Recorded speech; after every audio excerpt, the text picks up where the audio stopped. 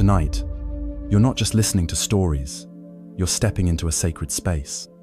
A space where ancient Zen wisdom whispers softly through silence, and the noise of the world finally fades away. For centuries, Buddhist monks have passed down these quiet teachings not through lectures or loud commands, but through simple, powerful stories that reach where words can't go into the heart. This is your invitation to rest, to reflect, and to remember who you truly are beneath all the distractions. So take a deep breath, let your shoulders drop, and let these 18 life-changing Zen stories guide you gently inward, to the stillness you've been craving, to the peace that's always been waiting for you. 1. The cloud that refused to rain. There was once a single white cloud drifting gently in the sky, far above a dry and desperate village. The land below had not seen rain in many months. The crops had withered into dust, the rivers had thinned into lifeless cracks, and the people prayed every day with parched lips and tired hearts. Their eyes looked upward, pleading for just one drop of relief. Yet the cloud, who had grown big and heavy with water, hesitated. Though it floated with power and presence, something deep inside it trembled. "I am afraid," the cloud whispered into the sky. "What if I pour myself out and lose everything? What if I disappear and no one remembers me?" The thought of giving all of itself to others made the cloud feel small and uncertain. It wanted to help, but it was terrified of being emptied, of no longer being seen, of fading into nothingness. Days passed. The sun grew hotter. The soil cracked. Children lay weak in their mother's arms, their eyes searching the sky. The people didn't curse the cloud. They just waited with quiet hope and quiet suffering. The cloud watched it all, torn between compassion and fear. Then, one morning, an old monk stood at the edge of the village. He looked up at the sky, not with desperation, but with deep understanding. His eyes were calm. His voice, though soft, rose like a prayer that cut through the sky.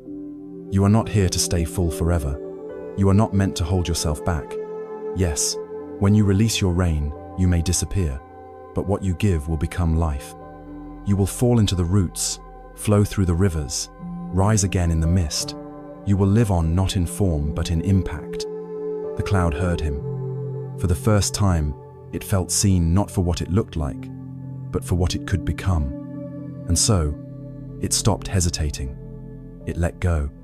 The rain began to fall, slow at first, then stronger. The dust softened. The ground drank gratefully. Laughter returned to the village. And though the cloud slowly dissolved into the wind, it had never felt more whole. Zen teaches us a powerful truth. We spend so much of life trying not to lose ourselves, trying to stay safe and visible, clinging to form.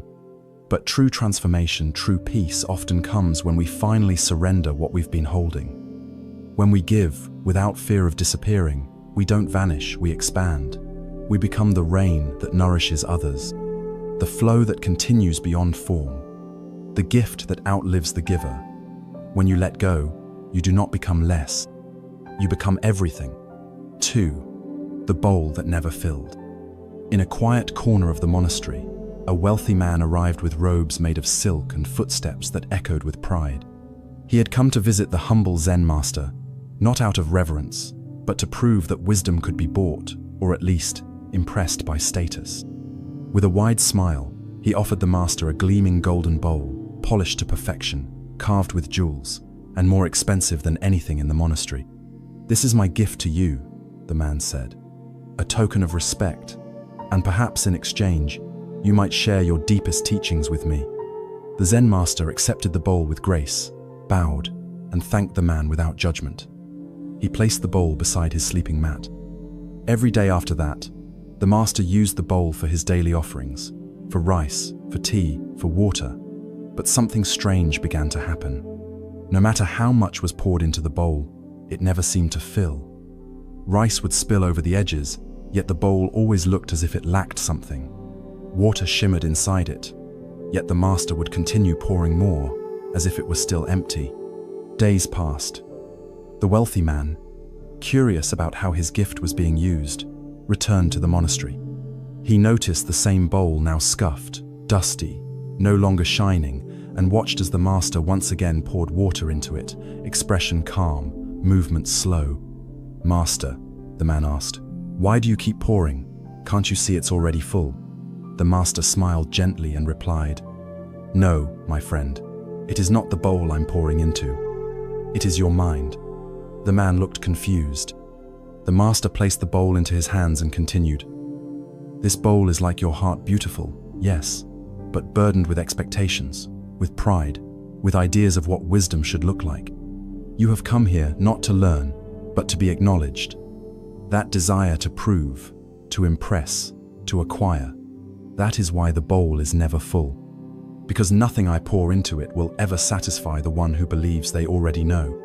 The man was silent. For the first time, he looked at the bowl not as a gift, but as a mirror. He saw not a vessel of gold, but one of emptiness that never felt like enough. And then, something within him softened. His shoulders relaxed. His eyes grew still. And in that stillness, something rare began to happen. His mind began to empty. Zen teaches us that true wisdom cannot enter a vessel that is already full of itself. To receive deeply, we must first let go of pride, of assumptions, of the need to always be right or praised. A full cup cannot be filled, and a mind filled with ego cannot absorb truth. When we finally set down the weight of what we think we know, when we come with open hands and quiet hearts, then even the simplest drop of wisdom can overflow within us, not because the bowl changed, but because we did. 3. The mirror in the fire. A young boy once fled his home when it was consumed by flames, clutching to his chest the only thing he could salvage, a small, cracked mirror that had hung above his mother's dresser. Every night thereafter, he would stare into its jagged reflection, hoping to glimpse the familiar warmth of his past. But all he saw was his own sorrow-stricken face, fractured into sharp shards. His grief grew heavier than the mirror itself, until one day he carried both into the monastery courtyard and collapsed before the Zen master. Wordlessly, the master took the mirror from the boy's trembling hands and, with gentle authority, placed the fractured glass pieces into the roaring fire that had been lit for morning offerings. The boy trembled and cried, "Master, my mirror me, memories me, last connection to home." The master laid a calming hand on his shoulder and said softly, "Child, you are not this mirror. You are the light that reflects and the fire that transforms." As the glass melted and hissed, the boy watched his sorrow burn away, not because the fire punished him, but because it reminded him that forms are temporary. The shards he feared losing became molten streams that fed the iron crucible, reshaping themselves into something new. In that moment, the boy realized that clinging to broken fragments of the past only kept him trapped in pain.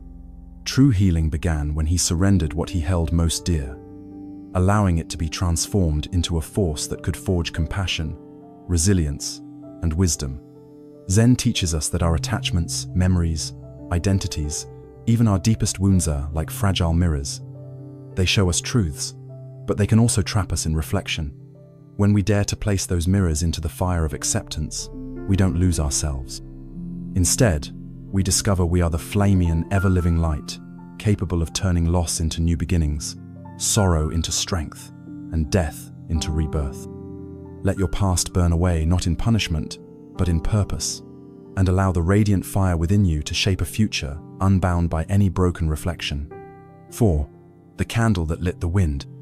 In a village shrouded in sorrow, where hope seemed to flicker out like an old lantern, there stood a single candle burning each night in the courtyard of a humble monastery. Its flame danced softly against the darkness, casting gentle shadows on weary faces.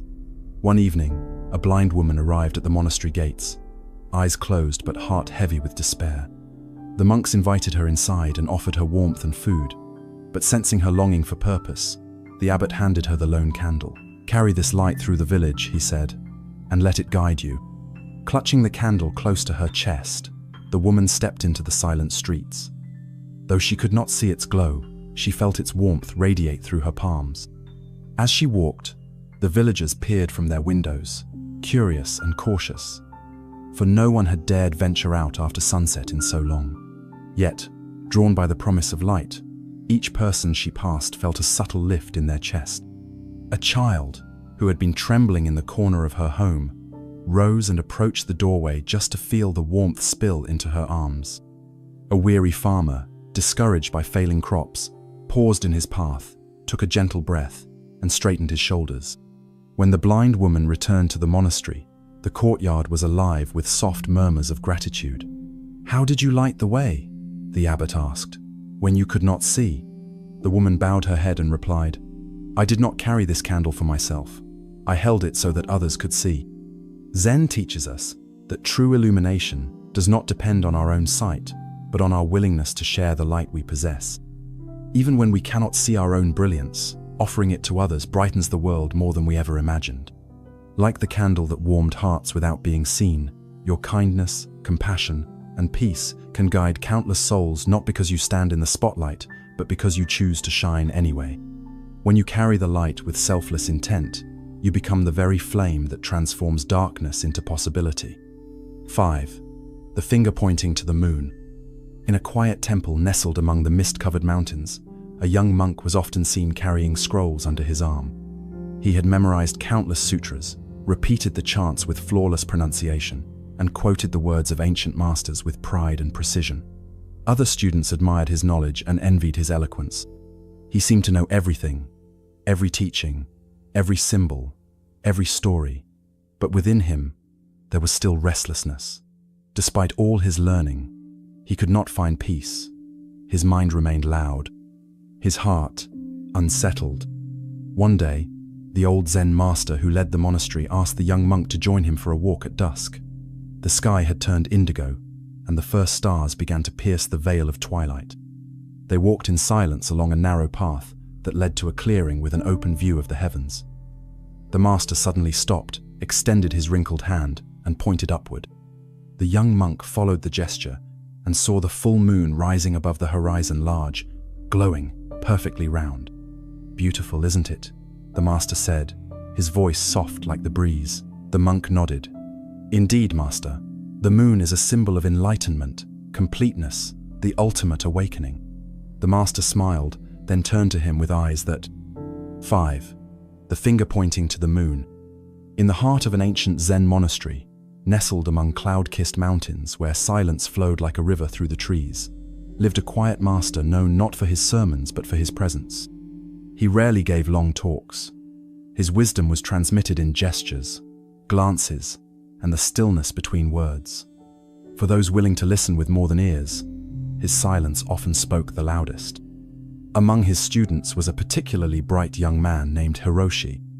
Hiroshi had traveled for weeks across provinces, over rivers and forests, carrying with him scrolls of Buddhist scripture, quotes from every master he had studied, and a sharp tongue eager to display what he knew. He had studied in temples of debate, memorized the teachings of great sages, and was praised for his intellect and recall. But beneath his scholarly polish was a restless soul, one that, despite all its knowledge, could not sit still in peace. On his first day, Hiroshi approached the master with bold curiosity. "Master," he asked, bowing low, "I have come a long way to learn the truth of Zen. I have read the teachings of Nagarjuna, Dogen, Bodhidharma, and the Buddha himself. But I still feel a space inside me that all this learning cannot fill. Please, tell me the essence of Zen, the one truth that I can carry with me for life." The master said nothing. He simply raised his hand and pointed toward the sky. Hiroshi turned his eyes upward and saw the full moon rising, round and golden against the darkening sky. For a moment, he was captivated by its glow, but confusion soon returned to his face. "Master," he said hesitantly, "I asked you for the truth of Zen, and you pointed to the moon. What does that mean?" The master lowered his hand slowly and smiled. "Zen," he said in a voice soft as the wind, "is like a finger pointing to the moon, but many mistake the finger for the moon." Hiroshi blinked. The master turned and walked away, leaving Hiroshi alone beneath the stars. For days, Hiroshi pondered the words, growing increasingly frustrated. "What does it mean?" he whispered to himself late into the night. "How can a finger pointing to the moon be the truth? I want the moon, not the finger." He began to study harder. He read every scroll again, cross-referenced teachings, meditated until his knees ached. Still, the answer felt distant. The more he thought, the further it seemed. He became irritable, impatient, questioning the simplicity of the master's ways. Then, one evening, a small group of villagers came to the monastery. They were poor farmers with weathered faces and calloused hands, seeking peace for their burdens and guidance for their hearts. The master did not give them texts or quotes. He sat with them silently, served them tea, and smiled with warmth that needed no explanation. They left lighter than when they came without hearing a single teaching. Hiroshi, watching from a distance, felt something stir. They learned something I have not, he thought. And yet, they received no answers. That night, he climbed the stone path to the master's hut and sat outside, lost in thought. The moon was once again full, hanging quietly over the mountains. The wind was soft, the night cool. Hiroshi closed his eyes. In that stillness, something shifted. He remembered the master's gesture, the hand pointing to the sky, the moon above, and the quiet wisdom that followed. For the first time, he saw it not as a riddle, but as a mirror. The master wasn't trying to explain Zen. He was showing that all explanations, all teachings, texts, and rituals are only fingers, pointers, tools. But the moon, the truth, cannot be held, named, or explained. It can only be seen. He realized he had spent all his time grasping at fingers, collecting teachings, worshipping words, clinging to the form of wisdom instead of experiencing it. He had built a palace of knowledge, but no window to see the moon. Tears formed in his eyes, not of sadness, but of release. The truth had been in front of him all along. It was not something to memorize, it was something to awaken to. The next morning, Hiroshi bowed deeply before the master and said, "Thank you for pointing, master. I have finally seen." The master smiled and handed him a broom. "Then sweep the path, let others walk it." Zen teaches us that words, rituals, and even teachers are not the destination, they are only signs along the road. They help us notice what is already here. But clinging to the signs can make us forget what they're pointing to. Just as a finger pointing at the moon is not the moon itself, the teachings are not the truth, they are the doors to seeing it. You can read every book, memorize every verse, and still be lost if your eyes are on the finger. But the moment you stop searching and begin seeing, the moon reveals itself whole, silent, complete. The truth is not in the pointing, it is in the seeing. And in Zen, the deepest wisdom comes when you no longer need to ask, "What does it mean?" because you are finally living it. 6. The silent teaching. There was a time in the monastery when the young students were obsessed with words. They debated constantly. They quoted ancient masters, recited sutras, and sought meaning in every syllable. To them, wisdom was something to be spoken, explained, defined like a jewel to be examined under a light. Every morning after meditation, they would gather in the courtyard, their robes fluttering in the wind, voices rising in passionate arguments about emptiness, enlightenment, karma, and the self. Their mouths moved constantly, but their minds never rested. Among them was a student named Kaito. Bright, curious, and sharp-witted, he was known for his relentless pursuit of knowledge. He asked more questions than any other. Why do we suffer? What is true awakening? How can we know the mind? He believed that if he just asked the right question, the truth would finally appear. The master of the monastery, an elder named Rinshi, observed all of this in silence. He was not a man of many words. In fact, he hadn't delivered a formal teaching in over a year. Yet his presence was commanding. The way he walked, the way he swept the courtyard, the way he looked into your eyes without judgment, it was as if the whole universe moved with him. Still, many students began to wonder, why doesn't he speak? Why doesn't he teach like the others? One day, Kaito approached the master, full of determination. "Master," he said, bowing deeply, "we are all hungry for understanding. Please, we beg you, speak to us. Teach us something that will finally reveal what Zen truly means." The master nodded. "Come to the main hall at sunrise tomorrow," he said simply. "All of you." Excitement rippled through the monastery. The students whispered through the night, preparing scrolls and ink, expecting profound revelations. They polished their cushions, readied their minds. Finally, the master would unveil the truths they had long craved. At dawn, The hall was filled with eager eyes. The master entered silently. He took his seat at the front, folded his legs, and closed his eyes. Then, nothing. No words, no lecture, no scripture. He sat in perfect stillness, breathing, smiling, his hands resting gently in his lap. At first, the students waited patiently. A minute passed, then 5, then 10. Whispers began, restless shifting, glances of confusion. Some assumed it was a test, others grew annoyed. "Why won't he speak?" one whispered. "Did he forget?" another asked. But Kaito sat frozen, his eyes locked on the master's breath, the rise and fall of his chest, the softness of his posture, the utter silence surrounding him. Half an hour passed, still no words. Then something shifted. The silence began to spread inside the hall, not just around them, but within them. One by one, the chatter in their minds quieted. The walls disappeared. The past and future dissolved. Kaito felt at first a stillness so complete, it echoed louder than any sermon he'd ever heard. In that moment, he understood. Not with his thoughts, but with his being. He stood up, bowed low to the master, and whispered, "Thank you. I understand." The other students looked at him in surprise. "But he didn't say anything," one cried. Kaito smiled gently. And yet everything was said. Later that day, a novice asked the master why he chose silence over speech. The master picked up a stone and placed it gently on the ground. Then he looked at the novice and said, "When you see a bird flying across the sky, do you ask it to explain its wings? Or do you just let yourself be carried by its beauty? Zen is like that, a bird in flight, a breeze on your face, a flame dancing in darkness. Its truths are not spoken, they are felt, not taught, but realized. And sometimes, the loudest teaching is the one that does not disturb the stillness of the soul. We live in a world where people are addicted to words. We speak without listening. We search without stopping. We think that understanding comes from explanation. But Zen invites us to let go of that need to step into the space between thoughts where real truth quietly lives. The silent teaching is not emptiness. It is presence. It is a mirror held up to your own mind, reflecting back all that you are and all that you are not. In that reflection, something ancient stirs, not a concept, not an answer, but a knowing that goes beyond thought.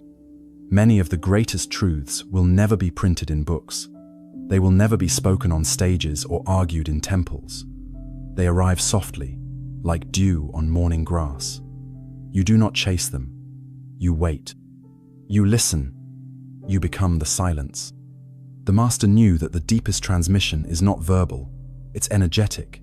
It's the quiet knowing between teacher and student, a shared awareness, a space where everything unnecessary falls away. And in that space, there is nothing left but now. So if you ever feel lost in too many words, in questions that lead only to more confusion, return to silence. Sit with your breath. Watch the wind move through the trees. Listen to the sound of your own heartbeat. Let the noise fade.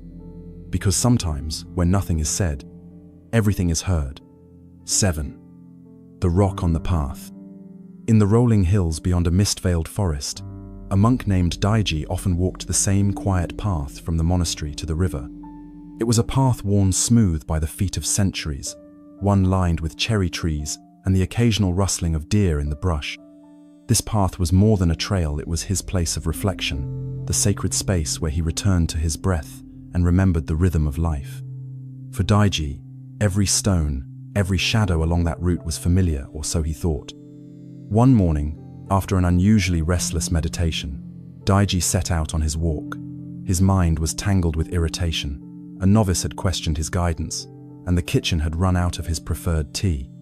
Though these were small matters, they festered in his mind like thorns beneath the skin. As he walked, distracted and muttering to himself, his foot struck something hard and sudden. He fell forward with a jolt. His knee scraped the gravel. The wind was knocked out of him. Angrily, he turned around and saw it. A rock, no larger than his palm, jagged and silent in the middle of the path. Furious, Daiji sat beside it. "Stupid rock," he hissed. "Who put you here?" He rubbed his knee, inspecting the shallow wound, and cursed under his breath. His plans for a peaceful walk had been shattered by this stupid, ugly thing. But time passed. Minutes stretched into an hour. The pain in his knee dulled. The sun shifted in the sky, and the longer he sat beside the rock, the quieter his thoughts became. His breath returned to its natural rhythm. The ache in his pride began to soften. He looked again at the rock just sitting there, unmoved, undisturbed. It hadn't leapt into his path. It hadn't meant to harm him. It had simply been there. It had always been there. He, on the other hand, had been rushing, distracted, lost in his own storm of emotion and ego. Daiji sighed. A small laugh escaped him. "This rock," he whispered, "is a better teacher than I have been all day." He closed his eyes and began to meditate beside the very thing he had cursed. As the wind passed gently through the trees, he began to see more clearly. The rock hadn't injured him, his reaction had. His expectation of a smooth journey, his assumption that the path owed him peace, his refusal to be present, these were the real causes of his suffering. The rock had simply revealed it. Later that evening, Daiji returned to the monastery and gathered the students. He told them of the incident, not with pride, but with humility. "You may believe the path should be perfect," he told them, "but the path only reflects the truth of your walking. The obstacles we trip over are often not the problem. It is the story we tell about them, the anger, the blame, the attachment to ease that creates our pain." He paused, then added, "Some days, the greatest master does not wear robes or speak sutras. Some days, it is a small rock that invites us to wake up." From that day on, Daiji left the rock where it was. Not to punish others, but to teach them. When students asked about it, he said simply, "Bend down, sit beside it, and see what it shows you." Some were annoyed, others curious. But all who sat long enough beside the rock eventually saw their own reflection in it, their impatience, their pride, their restlessness. And in that seeing they softened. Zen does not ask that life be free of obstacles. It does not promise a path without pain. What it asks gently but firmly is that we look beyond the surface of things, that we stop blaming the world for what our minds amplify, that we begin to see every moment, even the painful ones, as sacred messengers. The rock on the path became a symbol, not of hardship, but of invitation, an invitation to return, to observe, to surrender. We often believe that enlightenment will arrive wrapped in soft light, or spoken by a wise master beneath a waterfall. But Zen teaches us that awakening may come in the exact moment you stub your toe, drop your plans, or fall flat on your face. It arrives not when things go right, but when you let go of needing them to. Pain is not always punishment. Frustration is not always failure. Sometimes, the universe whispers through small discomforts to shake you awake. The question is not, "Why did this happen to me?" but rather, "What in me has been revealed by this moment?" When we understand this, even the sharpest stones become teachers. Even the hardest days become mirrors, and we stop resenting the discomfort that makes us grow. The rock never moved, but Daiji did. His heart moved. His perspective moved. And in that shift, he discovered what no scroll or sermon had taught him, that peace is not the absence of obstacles, but the presence of understanding. So the next time you stumble in life, in love, in your own thoughts, do not curse the stone. Sit beside it. Listen. Watch your breath. Ask, "What is this moment asking of me?"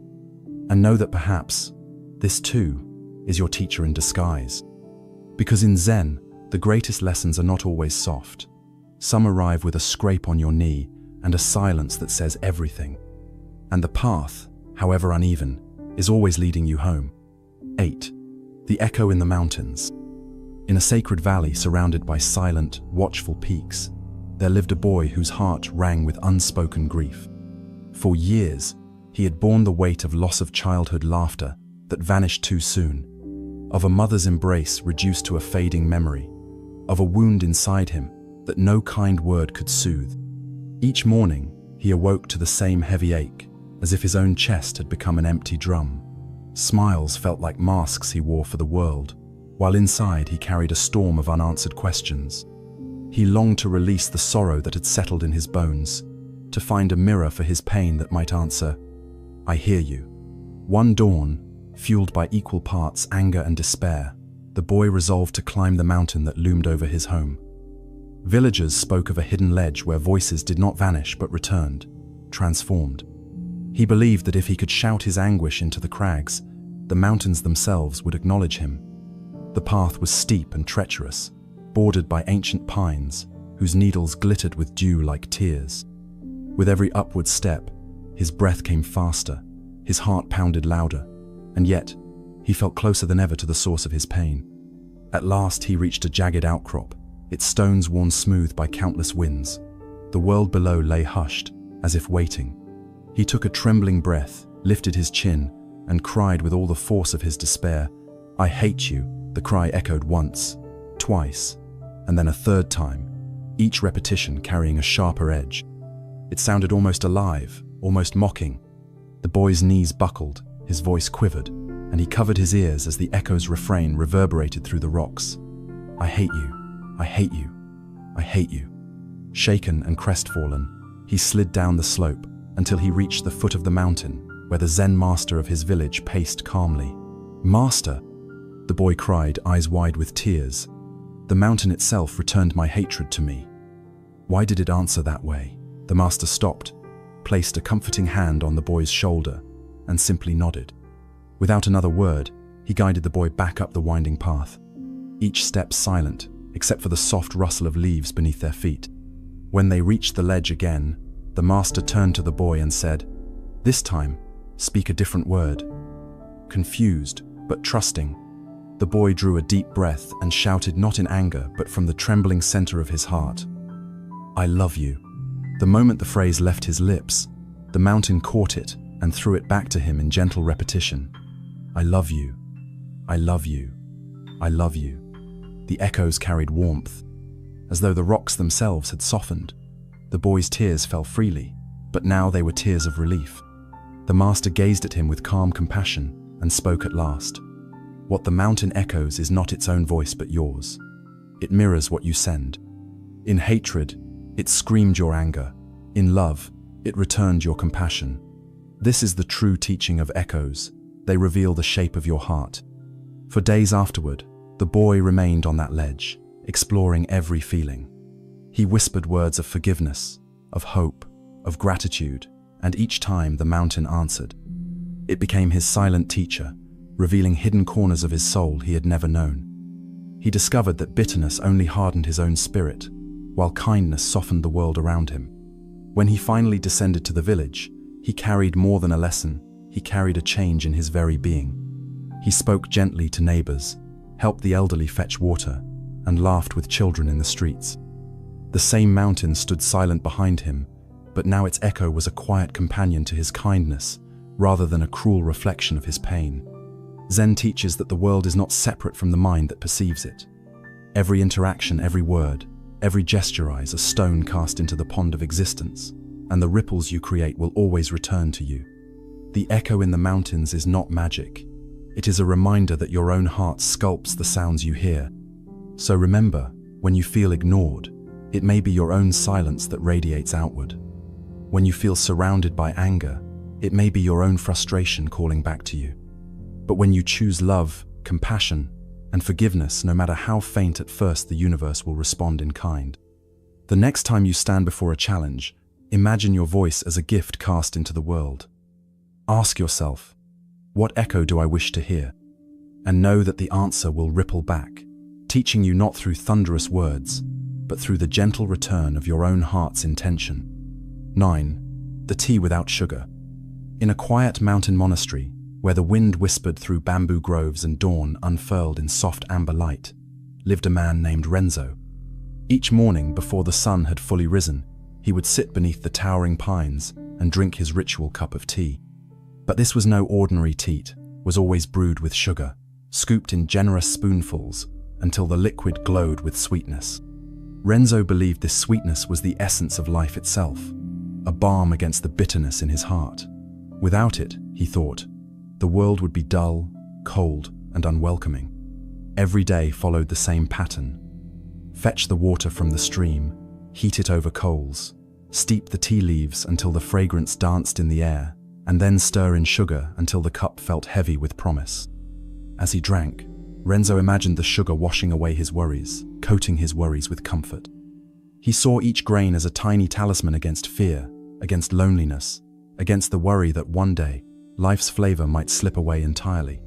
The sweetness became his anchor, his shield, and his companion. Then one grey autumn morning, a gentle monk approached him. The monk's robe was plain, his footsteps silent, and his eyes shone with a calm that seemed to hold the stillness of ancient lakes. "May I share your tea?" the monk asked. Renzo, proud of his recipe, nodded and gratefully passed the steaming bowl. The monk raised it, inhaled the aroma, and took a slow sip. He paused, then set the cup down without adding sugar. Renzo watched in disbelief. "But master," he protested gently, "surely you must wish for sweetness." The monk's smile was warm as sunlight through leaves. "Sweetness taught you comfort. Yes, but it has also hidden the true taste of the tea." Renzo frowned. The thought of drinking tea without sugar felt like standing in winter without a coat. He expected shock, bitterness, maybe even pain. Yet there was something in the monk's serenity that invited trust. With trembling hands, he poured a second cup this time, leaving out the sugar. The first sip was startling. The tea was clear and golden, its flavor subtle like sunlight on a quiet stream. Renzo's tongue recoiled at the clean warmth. There was no sweetness to chase away shadows, only an unadorned taste he had never known. 1,000 thoughts rose in his mind. Where was his comfort? How could he face the chill of reality without his sugar shield? The monk said nothing. He simply sat beside Renzo, their breaths mingling in the still air. As Renzo drank more slowly, he began to notice something unexpected. The first bitterness gave way to nuance, a floral hint of mountain blooms, the soft earthiness of clay teapots, the vivid clarity of water drawn from high springs. He realized that the sugar had been disguising these deeper flavors, coating them until they were lost. He felt the tea awaken his senses, rather than dull them with sweetness. With each sip, Renzo tasted not only the tea, but the world itself, fresh, honest, and vivid. In the days that followed, the monk invited Renzo to share tea without sugar each morning. At first, Renzo's mind protested, "This is too sharp, too raw." But the monk guided him. "Let your mind be like the cup empty, open, free of expectations." Slowly, Renzo's cravings for sugar faded. He discovered that his addiction had been less to sweetness and more to sheltering from discomfort. In allowing bitterness, he discovered acceptance. He saw that his attachment to sugar had mirrored his attachments in life, to praise, to safety, to illusions of control. One afternoon, Renzo walked along the rocky stream to fetch water. The spray formed rainbows in the sun. He paused and scooped a handful of pebbles from the stream bed, each one smooth and cool. He held them to his heart and felt their heft, their solidity, their simple perfection. Just as he had believed tea needed sugar, he had believed himself in need of extra comforts to feel whole. But these stones untouched by adornment were complete as they were. That evening, he returned to the monastery courtyard and bowed deeply to the monk. "I see now," Renzo said, voice steady. "My suffering came not from the tea's taste, but from my refusal to taste truth." The monk nodded, his eyes reflecting the glow of lanterns around them. When you let go of what you think you need, you open space for what truly sustains you. Zen teaches that our minds are like cups, filled with habits, cravings, expectations. They can never receive new insight. But when we empty them, when we remove the sugar of self-deception, we taste reality in its purest form. The tea without sugar is not punishment. It is an invitation to live fully awake, to drink deeply from every moment without residue of fear or pretense. Renzo continued his mornings without sugar. The tea remained bitter at times, comforting at others, but never dull. And in that clarity, he found a sweetness far richer than any spoonful could provide. A sweetness born of presence, acceptance, and the courage to embrace life just as it is. So, the next time you reach for something to sweeten your cup, pause and ask, are you running from bitterness or opening to the full flavor of existence? In Zen, the deepest nourishment comes not from what is added, but from what is released. 10. The falling leaf. In the hush before dawn, when the world still held its breath, and the mist floated like ghostly veils between ancient pines, a lone monk named Kenji stood at the edge of a vast maple grove. Each tree was a towering sentinel, its branches heavy with crimson and gold, the colors of fire and sun held in delicate lanterns of living paper. Kenji watched as the first faint wind of autumn stirred among the leaves, coaxing one perfect, heart-shaped leaf to drift away from its branch. It swayed for a moment in the cool air as if pausing to admire the freedom it had just claimed before beginning its slow, graceful descent. Kenji followed its spiral with reverent eyes, feeling the hush of everything around him deepen, as though nature itself were listening. A young student, Naoki, approached softly behind him, curiosity etched on his face. He too looked up at the leaf, tracing its supple curve through the air. "Master," he asked quietly, "does that leaf not grieve for what it has lost? Does it not despair at leaving the branch, at falling into uncertainty?" Kenji did not answer immediately. Instead, he drew in a long breath of the crisp forest air, tasting the unexpected sweetness of damp earth and ancient wood. Then he said, "Naoki, watch closely." Together they observed the leaf touch the edge of a moss-covered rock, teeter for a second on its narrow tip, and then settle on a bed of soft needles. The student knelt beside it. The leaf lay on the forest floor, its bright veins still pulsing with the memory of sunlight, its edges just beginning to curl. Naoki reached out and touched it gently. "It is brittle already," he murmured. "Soon it will crumble." The monk placed a patient hand on his shoulder. "Does it crumble because the leaf has died, or because it has transformed?" Naoki furrowed his brow, uncertain of the answer. Kenji began to speak in a voice as soft as the wind in reeds.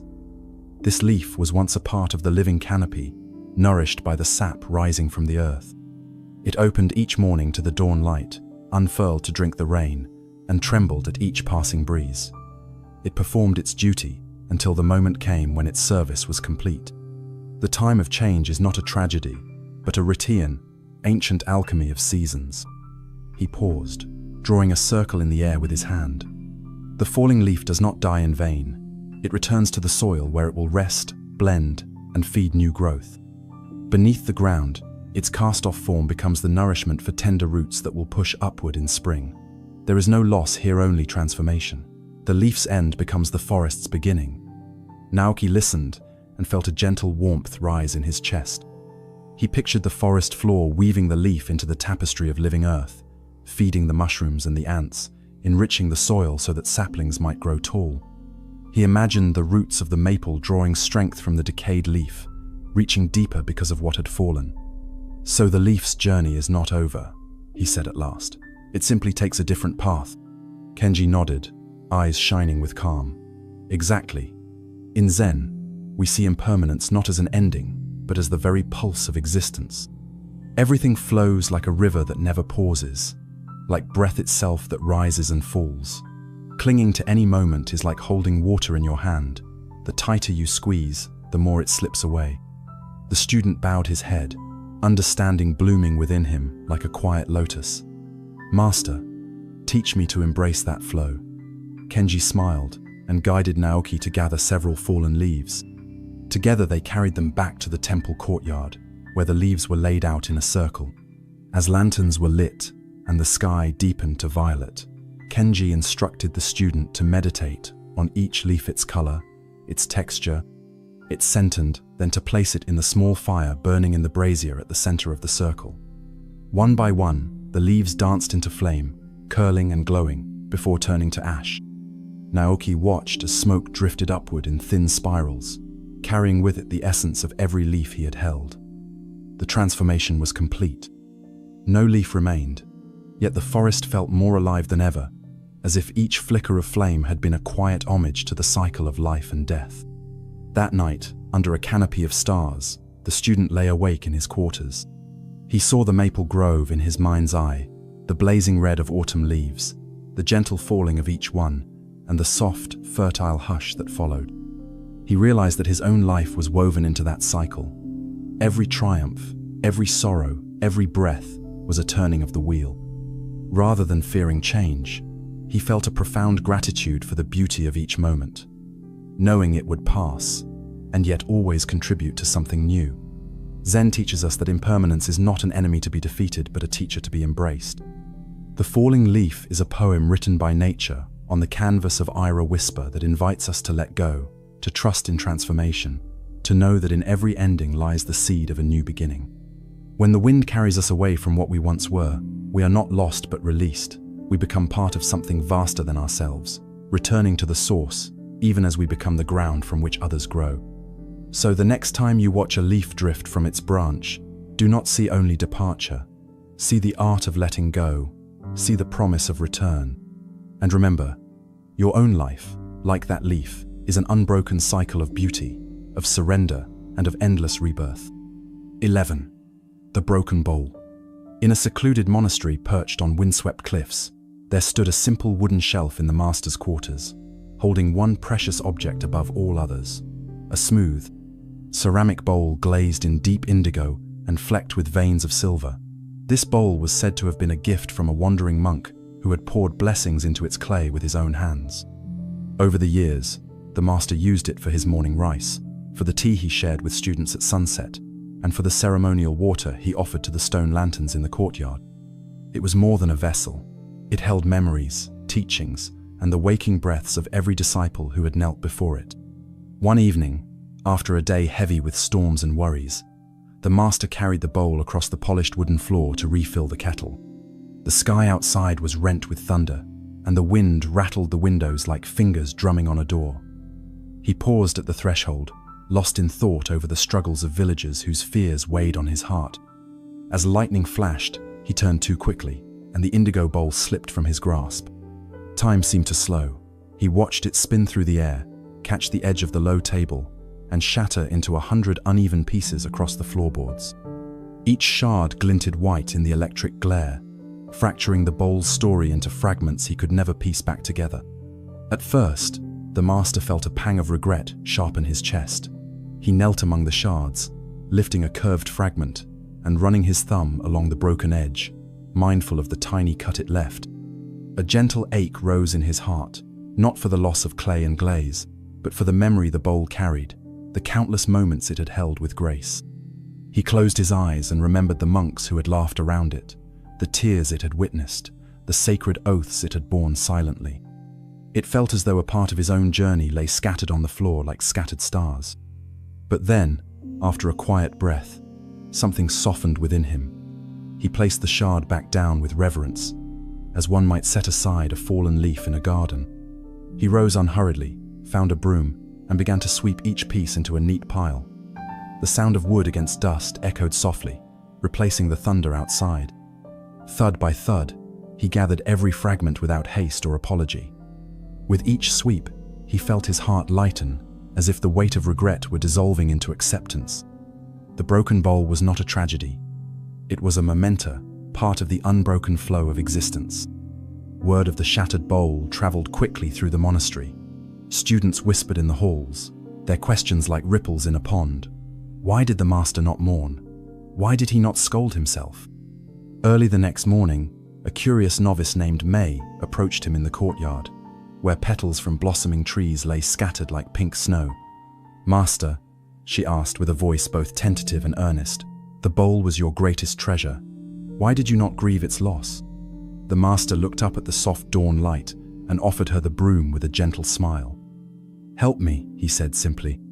Together they swept away the remnants, emptying the floor of broken pieces until it was as clear as a still pond. The novice hesitated, then found herself standing in the space where the bowl had once been, feeling a calm she could not explain. As they worked, the master spoke in a quiet voice, not a sermon, but a sharing of presence. "Everything that holds form will one day lose it. Mountains crumble, rivers change course, and bowls break, yet the essence remains. The act of sweeping gathers not only clay, but awareness. We remind ourselves that nothing is permanent, and in that truth, we find freedom." May listened as the wind caught a blossom and carried it across the courtyard, its delicate petals spinning in a dance of impermanence. She realized that her own heart clung to comfort and safety, hoping that the vessel she treasured would never falter.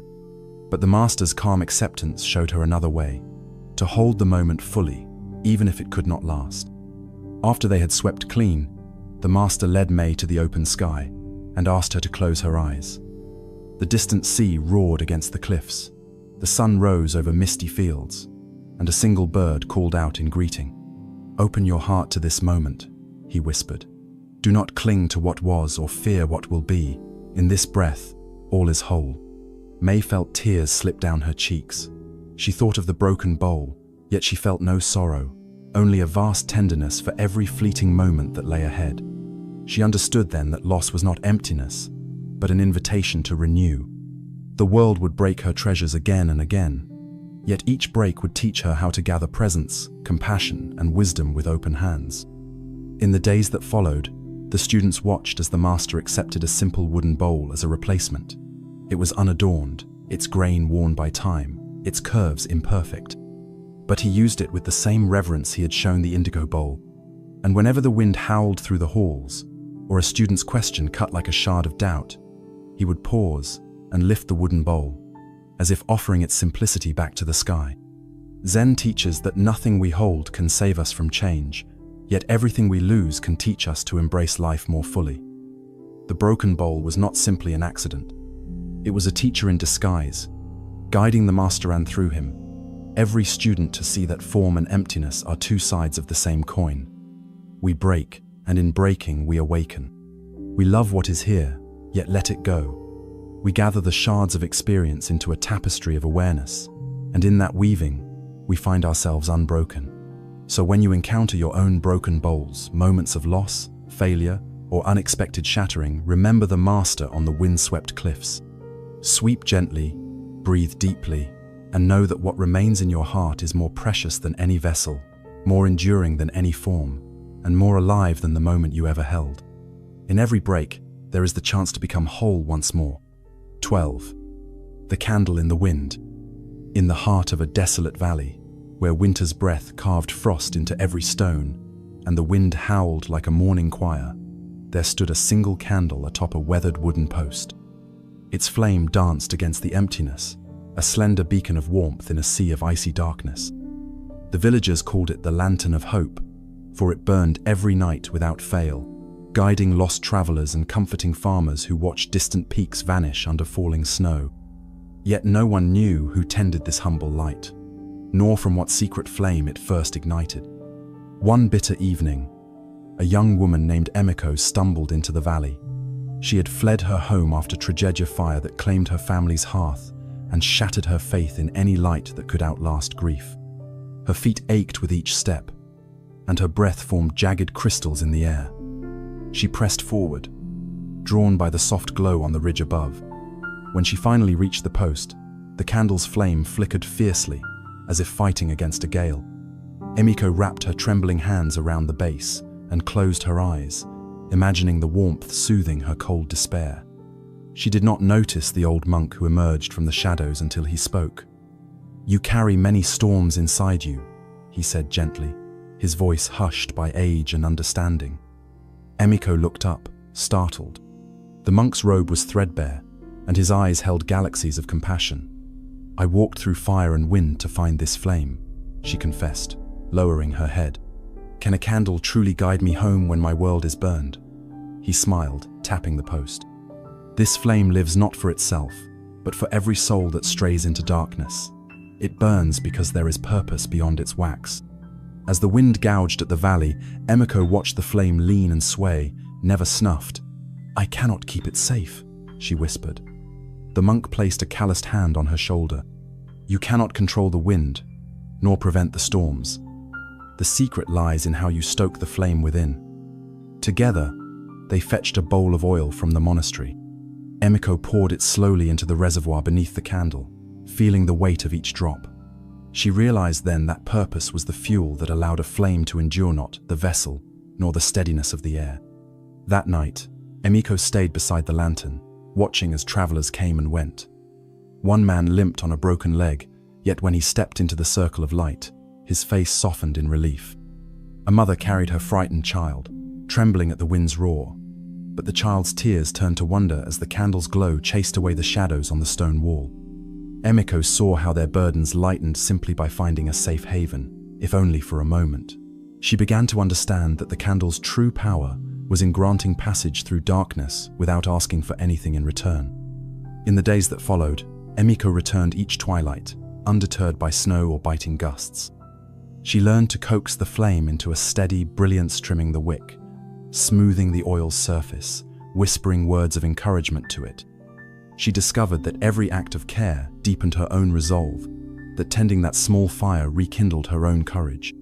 When the wind threatened to lash the flame into panic, she held her breath and stood firm, a silent guardian against the tempest. Slowly, her heart's fractures began to fuse, healed by the simple, unwavering light she had chosen to protect. One evening, as Emiko prepared to leave, the monk approached her and said, "The wind's fury has tested this flame since time began, yet it persists. Not because it is stronger than the storm, but because it is rooted in something deeper." He led her down the ridge to a hidden cave, where ancient candles sat half-buried in dust dozens of blackened stubs, each the remnant of a light once tended and then abandoned. "Every one of these candles burned brightly once," he continued, "but when their keepers left, the flame died of neglect.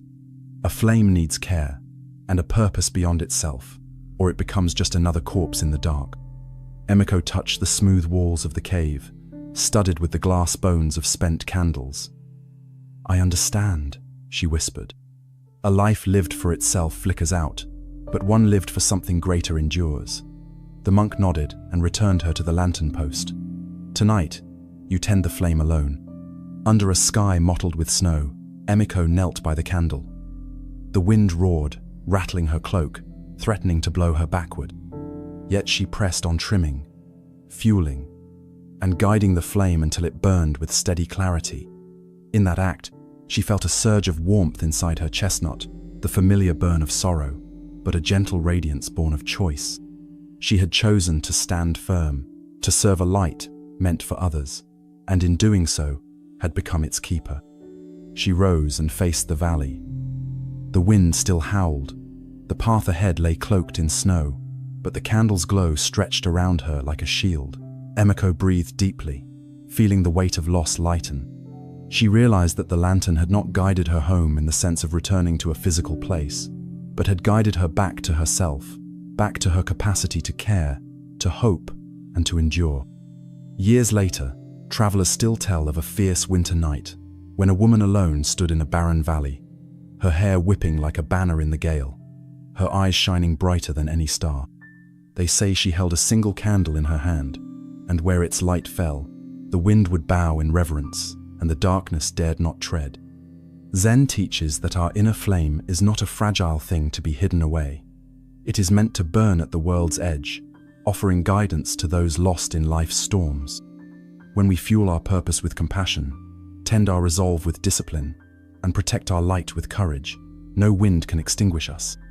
We become beacons, living candles in the wind, illuminating a path not only for ourselves, but for all who wander in darkness.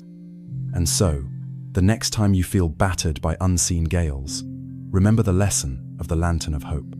Tend your flame, feed it with purpose, stand firm against the storm, and you will light the way first for yourself, then for all who follow your glow. 13. The mirror. In the heart of a mist-wrapped valley stood a temple whose walls were carved from ancient stone, worn smooth by centuries of wind and rain. Inside its inner sanctum hung a single object of remarkable simplicity, a long, narrow mirror framed in dark wood that shone like polished ebony. The mirror had no legend, no inscription, and yet its presence was electric.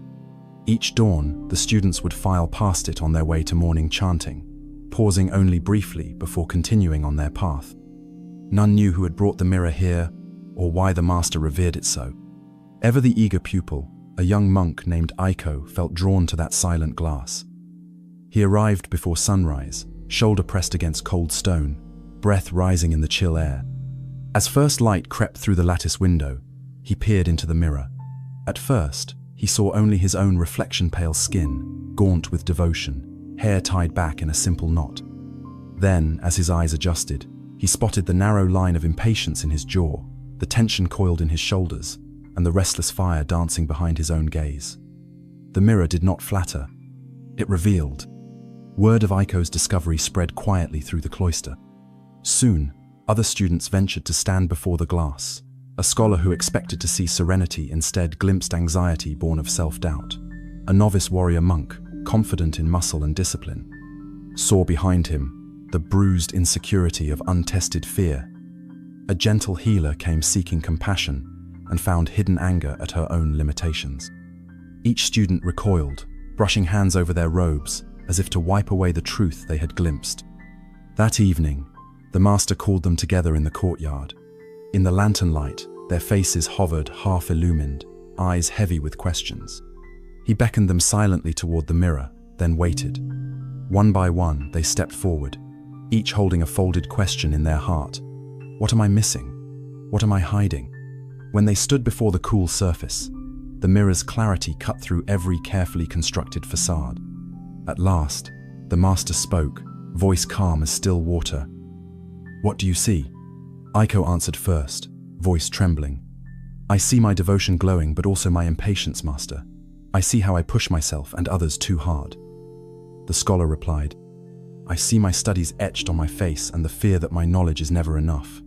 The warrior monk said, I see strength in my stance, and an undercurrent of fear that I carry hidden. The healer whispered, I see kindness and beneath it, shame for every life I could not save. The master nodded slowly, as flames flickered in the nearby brazier. All of this, every reflection is Zen's true mirror. It does not exist to flatter or condemn. It exists to reveal what you already are, without distortion. You do not come here to create a new self. You come to see the self that has always been. He gestured to each student in turn. The mirror is not magic. It is only glass and wood. The truth shines only because your gaze is honest. It shows what you refuse to see in daylight, your fears, your hopes, your hidden wounds. He paused, then added, when you look away, you carry those reflections within you. If you run from them, they will follow you. But if you greet them, tend them as you would a wounded bird, they will become your teachers. In the days that followed, the students returned to the mirror at dawn and dusk. They no longer approached with trepidation, but with open hearts. Aiko learned to steady his impatience by breathing into the silent witness of his own eyes. The scholar sat before the glass for hours, watching the tremor in his voice soften until knowledge became a tool, not a shield. The warrior monk practiced gentle stances, allowing fear to rise and fall like the tide until it no longer compelled him to strike, but to stand in calm presence. The healer tended the mirror itself, wiping its surface, mourning every smudge, until she realized that caring for the mirror meant caring for the fragments of herself she once denied. One morning, a new student arrived, a woman whose life had been fractured by loss. She stood before the mirror with a trembling heart, expecting her grief to dissolve in reflection. Instead, she felt it deepen, as though the mirror held 1,000 shards of sorrow, each one laid bare. Tears streamed down her cheeks. The master approached and gently placed a hand on her shoulder. Grief is not weakness, he said softly. It is the mirror of love that has been lost. To see it is to honor what remains. Moved by his words, the woman knelt before the glass and bowed deeply, allowing every fragment of pain to pass through her gaze. When she rose again, her shoulders were lighter, not because her grief vanished, but because it had been seen. In that seeing, compassion awakened. She walked away, carrying the mirror's lesson in her bones. Acceptance is the doorway through which healing enters. In time, the students came to understand that the mirror served not only as a tool for self-examination, but as a catalyst for transformation. It showed not only what they believed themselves to be, but what they truly could become when they embraced their whole selves, light and shadow, strength and vulnerability, certainty and doubt. The path to awakening was not in adding more teachings, but in facing the reflections already held within. And so, the mirror remained in its silent place, framed in dark wood that gleamed like a promise. Visitors came from distant lands to glimpse the famous glass, expecting secrets of enlightenment whispered in words. Instead, they found only themselves, untethered from expectation, illuminated by honesty, invited to stand in the simple act of seeing. Zen teaches that the clearest meditation is the one performed not in empty space, but before the mirror of your own mind. Words may guide you, disciplines may shape you, but the mirror shows you what nothing else can, the truth you carry at this very moment. Look deeply, see without judgment, and know that reflection is not the final lesson, but the beginning of every journey toward true awakening. When you next stand before any mirror, ceramic, glass, or soul, ask yourself not who you wish to be, but who you already are. In that question, the path to freedom quietly unfolds. 14. The bird in the cage. In a remote mountain monastery carved into a steep cliffside, there hung by the courtyard gate a gilded cage of fine lacquered bamboo, its slender bars glimmering in the morning sun. Inside lived a small songbird, plump and bright-eyed, whose feathers shone like drops of dawn.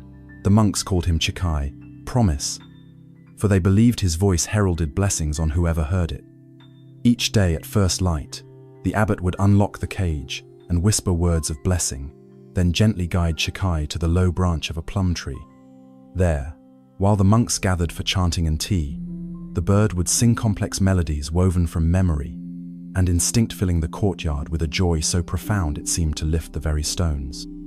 For many seasons, Chikai remained within his bamboo cell, cared for with kindness and devotion. Fresh millet was placed upon a carved wooden dish each dawn, berries at dusk, and the monks spoke softly to him of the mountain winds, flowering seasons, and the still depth within every breath. Yet the door of his cage remained closed, a constant reminder that even the most precious gifts can be held captive by those who love them. The bird's songs were wondrous, but behind his clear notes lay an echo of longing, an unspoken question in every trill. What, beyond these bars, awaited him? One spring afternoon, a fierce gale raced down from the peaks, shaking the branches of the plum tree and rattling the cage's hinges. A careless apprentice monk, rushing to secure the monastery shutters, left the little door unlatched. The wind seized the cage, tilting it onto its side, and in that moment of chaos, the door sprang open. Chikai paused, as though the very air itself had invited him forward, and with a flutter of iridescent wings, stepped onto the fine wood of the branch. His claws gripped the bark, and for a heartbeat the world held its breath. The monks rushed outdoors, disciples and novices alike, fearing that the precious bird would fly away and be lost forever. But to their astonishment, Chikai did not soar toward the sky. Instead, he hopped back into his cage, then out again, hesitated, and finally returned to the comfort of those slender bamboo bars. He puffed his feathers, lifted his head, and sang a song more radiant than any the courtyard had ever known. Notes of joy rang through the air, but beneath them resonated a deeper truth. Freedom without purpose can feel as empty as captivity without choice. That evening, the abbot gathered the monks in the dim glow of lantern light. He placed the cage before them and said calmly, "Why did Chikai return?" The students looked at one another, puzzled. "Because he knows this place," whispered one. "Because he is afraid of the woods," guessed another. A seasoned monk replied, "He sings here, and he is heard." The abbot nodded, but shook his head gently. He returned because this cage held more than walls. It held his promise, the promise of song, of safety, of belonging. True freedom lies not in the absence of bars, but in the presence of purpose. Days later, under a sky of heavy clouds, the abbot led Chikai to the cliff's edge, where the wind carved patterns in the stones. The cage door was opened once more, and the bird stepped out, hesitated, and then turned to the master. With a single clear note, he proclaimed his gratitude, then lifted into the air, circling the courtyard thrice before vanishing over the ridge. The monks watched in awe as his small form grew tiny against the vast mountainscape, yet long after his flight, his echo remained, carried by the wind back to the bamboo bars now empty. In the weeks that followed, the monastery was filled with a new stillness. The empty cage shimmered like a wound left to heal. At dawn, the monks discovered a single white feather upon the threshold, as if Chikai had left a gift of remembrance. When they chanted in the courtyard, their voices no longer needed to compete with the bird's melody. Instead, the silence itself became a canvas for their devotion. They learned to listen not only for song, but for the space between notes, where every breath is both a cage and a release. One evening, a traveler arrived, lost and weary from the mountain passes.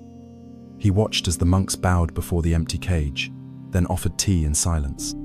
When the abbot finally spoke, he said, "This cage once held a bird.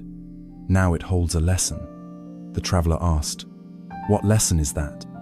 The abbot smiled and answered, "That all of us carry cages within our heart shapes, fears, expectations. We may open the door, and yet remain within. True freedom is not merely stepping out, it is knowing why we return." Zen teaches that attachments are not always chains of iron, but can be threads of love and purpose that guide our wings. Like Chikai, we may linger within our bounds, afraid to step into the unknown, or certain that our song will be lost. But there comes a moment when the door swings open, sometimes by chance, sometimes by choice, and we discover that when we fly, we carry our promise with us. The cracks in our cages can become windows when we learn that purpose, not walls, defines our freedom. So the next time you feel confined by duty, by desire, by doubt, remember the songbird in the bamboo cage. Notice the door upon its hinges. Feel the wind at your back. And ask yourself, do I remain because I fear the world beyond, or because I carry an unspoken promise worth returning to? For a true heart sings its song not only within confines, but across the sky, bounded only by the courage to trust its own wings. 15. The bell without a striker. High above the mist-filled valley, where ancient pines leaned into the wind as if to whisper secrets, stood a solitary temple perched on a rocky crag. In its open courtyard hung a massive bronze bell, smooth and dark as storm clouds, yet alive with the faintest sheen of patina from centuries of weathering. Pilgrims came from distant lands to hear its sound, expecting the deep resonance of metal meeting wood. But there was no striker to rouse it. No mallet hung nearby. No chant accompanied its toll. And yet, every dawn and every dusk, the bell's clear, lingering tone rolled through the valley like a gentle tide, soft enough to caress the reeds along the riverbank, strong enough to stir the hearts of those still asleep. Legends grew around this marvel. Travelers swore they heard the bell's note even when the temple gate was locked and the courtyard silent. Farmers claimed the sound guided their plows when fog lay thick on the fields. Children awoke at dawn, expecting the bell's bell-like call as certainly as the robin's song. Scholars wrote treatises attempting to explain it. Engineers sketched designs for hidden mechanisms. But every hypothesis fell short. No hidden striker, no clever wind tunnel contraption. Only the bell, and only the wind. Within the temple lived a master known simply as Ryokan, whose eyes held the calm of still water and whose gait carried the unhurried precision of falling leaves. He never spoke of secrets. When questioned, he would bow, offer tea, and let silence reign. One day, an impatient young novice named Kaori approached the master in the meditation hall. "Master," she asked, voice low to avoid disturbing the seated monks, "how can this bell ring without being struck? What magic allows its voice to be heard?" Ryokan's gaze drifted to the open courtyard, where the bell waited in absence as much as in form. He rose softly, motioned for Kaori to follow, and they walked together beneath a sky heavy with clouds. At the temple's edge, the wind stirred. It was not a gale only, a gentle current rolling down the mountainside, ruffling Ryokan's robe and stirring fallen petals at their feet. The novice watched as the master reached out a hand toward the bell, and without touching it, invited Kaori to listen. The bell responded with a chime that sounded like a sigh of recognition, a hollow, sweet tone that faded into the stillness. Kaori's eyes widened. "But you did nothing," she whispered. "No striker, no force. How did the bell sing?" Ryokan closed his eyes and breathed in the wind's rhythm. "Listen to the wind," he said softly. "It carries no mallet, yet it strikes every branch in the forest. It moves the grasses, the clouds, the tides. It rings this bell with the same touch it uses to brush the mountain slopes. Presence alone is enough to awaken sound when the form is ready." Kaori frowned. "But I have tried to awaken my spirit with effort and force. I strike at my practice with willpower, and yet my mind remains silent." The master inclined his head, as though sharing her burden. "Then learn from the bell. Let stillness be your striker. Let presence be your momentum. When the mind yields to what is, without striving or aversion, even emptiness will carry its own resonance."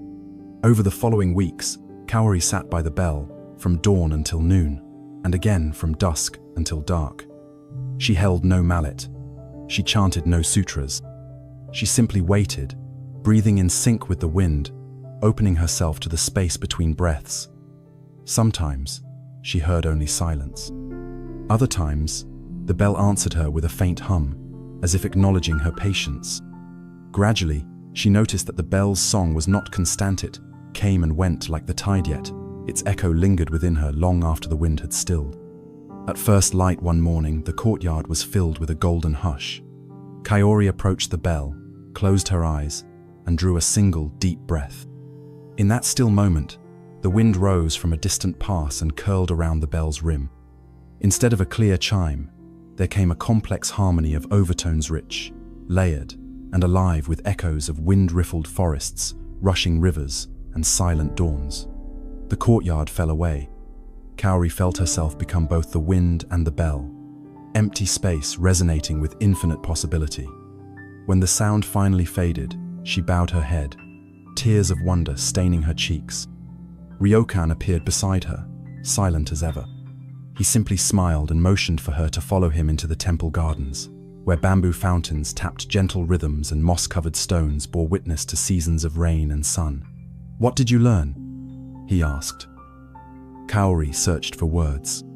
That force is not necessary for movement. That presence, when undisturbed, is more powerful than any strike. That emptiness itself can sing. The master nodded slowly. The bell is a mirror, reflecting the nature of all things. You do not awaken by adding effort, but by letting go. When you release the illusion of separation between yourself and your practice, between you and the wind, you find that you carry the striker within. News of Kaori's transformation spread among the novices. Some tried to replicate her experience, sitting by the bell for hours in silence. Others grew restless, demanding a demonstration or a secret formula. But the truth could not be handed over. It had to be discovered in the hush between heartbeats. Ryokan never provided answers beyond the bell and the wind. Yet those who listened carefully learned that the world is full of instruments, waiting to be played by the gentlest of touches. Years later, Kaori stood before her own group of students, now a teacher in her own right. She pointed to the bell hanging high above the river rocks and spoke. "This bell teaches us that the greatest power lies in non-resistance. Just as water wears away stone not by force, but by persistent yielding, so too does presence transform our lives. We need not strike at every challenge with aggression. Sometimes, the most profound change comes when we open ourselves to the currents of life and allow them to move us from within. Then even emptiness will carry a song." Zen reminds us that the softest wind can move mountains, and that the gentlest presence can awaken the deepest resonance in any heart. The bell without a striker stands as a living testament to the truth that effort without surrender rings hollow.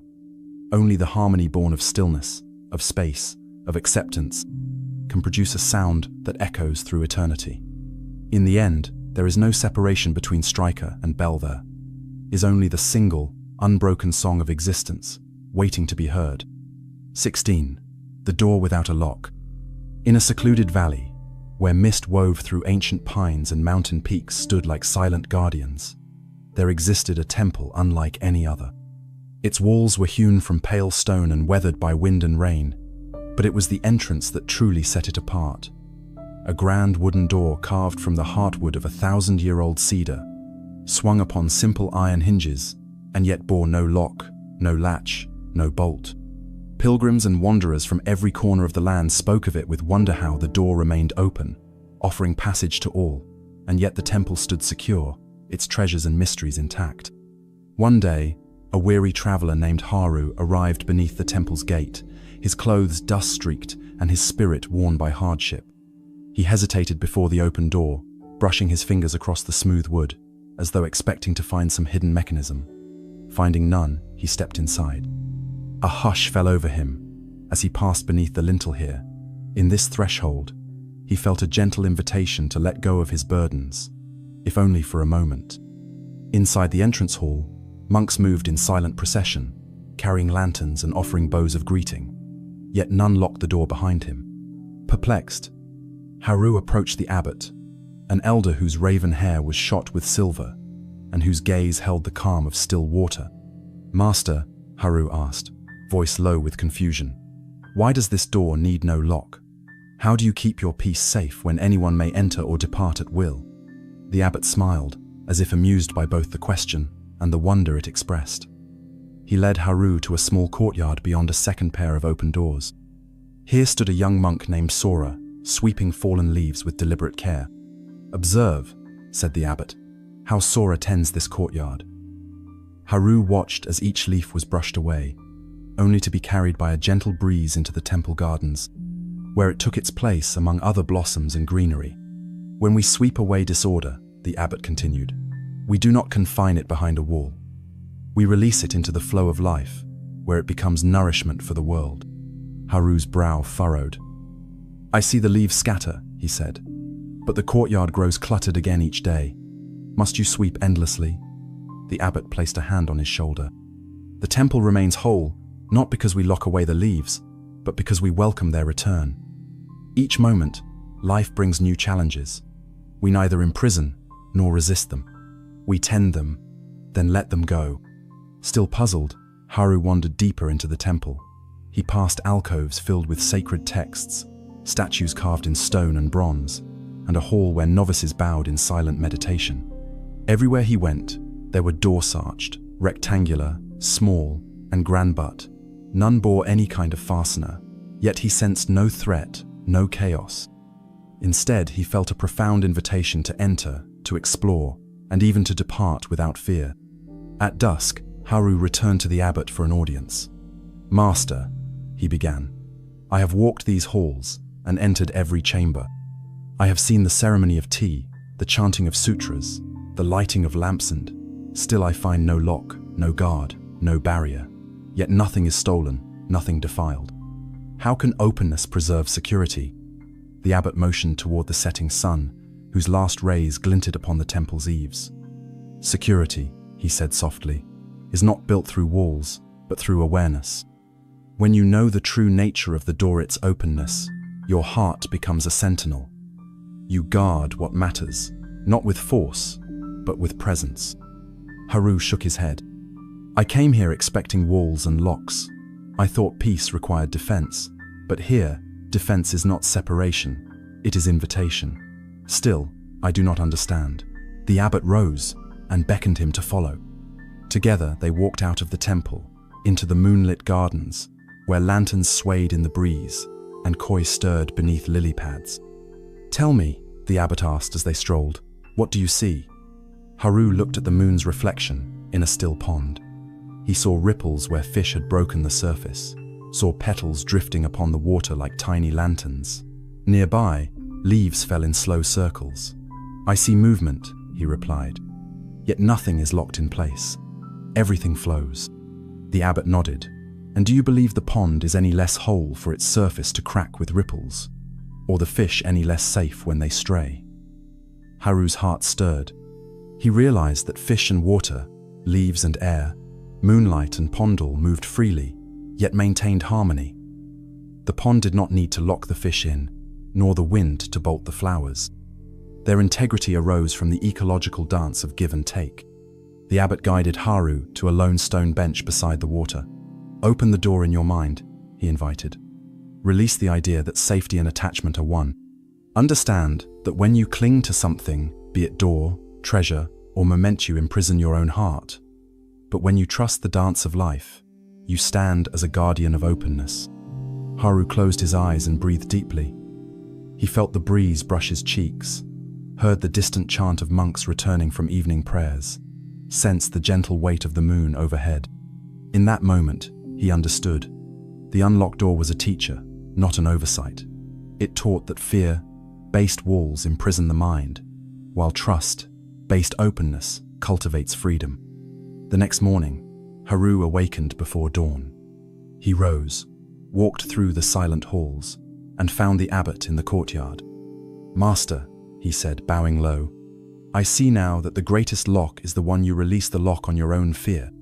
By opening the door, you teach every visitor to enter with respect and to depart with gratitude. The temple is kept safe, not by barriers, but by the integrity of all who pass through it. The abbot's smile was gentle as the spring sun. "You have learned the secret of the door without a lock," he replied. "Remember, wherever you walk beyond these walls, carry that openness in your heart. For the true guardianship of any placer, any relationship lies not in locking others out, but in opening yourself fully to each moment." Years later, Haru left the temple to wander the world. In every town he visited, he shared the teaching of the door without a lock, that security arises from trust, that peace grows from openness, and that true guardianship is an act of generosity rather than force. People welcomed his words like fresh spring rain, for they sensed the quiet power behind them. And so, the legacy of the door without a lock spread far beyond the misty valley. It became a metaphor in villages, a parable in marketplaces, a quiet revolution in the hearts of all who yearned for freedom without fear. Zen teaches us that every barrier we build in the world also walls in our own spirit. When we open the door inside and out, we discover that trust is more secure than any bolt, and love more protective than any wall. In the end, the only true lock we need to release is the one on our own hearts. 17. The Monk and the Thief. In a quiet valley nestled between jade-green mountains, there stood a humble hermitage where an elderly monk named Jinsai lived in solitude. His modest dwelling was woven of bamboo and thatch, its walls adorned only by the gentle echo of wind chimes and the faint scent of burning incense. Each morning the monk rose before dawn's first blushes body, guided by the simplicity of routine, a silent prayer to the rising sun, a slow cup of bitter tea, and a single bowl of rice. Every moment of his day was devoted to kindness. He tended a small vegetable garden, carried fresh water from the mountain spring, and offered healing salves to travelers who stumbled upon his door. He owned nothing of Valueno fine silks. No polished jewels, yet his spirit brimmed with a wealth that many envied but few understood. One moonless night, when the valley lay shrouded in mist, and even the crickets had fallen silent, a desperate thief crept through the reeds. Known in distant villages by the name of Kaito, this man was driven by hunger and fear, his lean frame ragged from countless nights on the run. He had lost his family to famine and his home to bandits, leaving him heartbroken and mistrustful of every friendly face. Yet on this night, exhaustion overcame suspicion. He saw a faint lantern glow through the bamboo slats of the hermitage and dared to think that perhaps, here, he would find a treasure to sell or coin to buy bread. With bated breath and trembling fingers, Kaito slipped inside through a small window left ajar.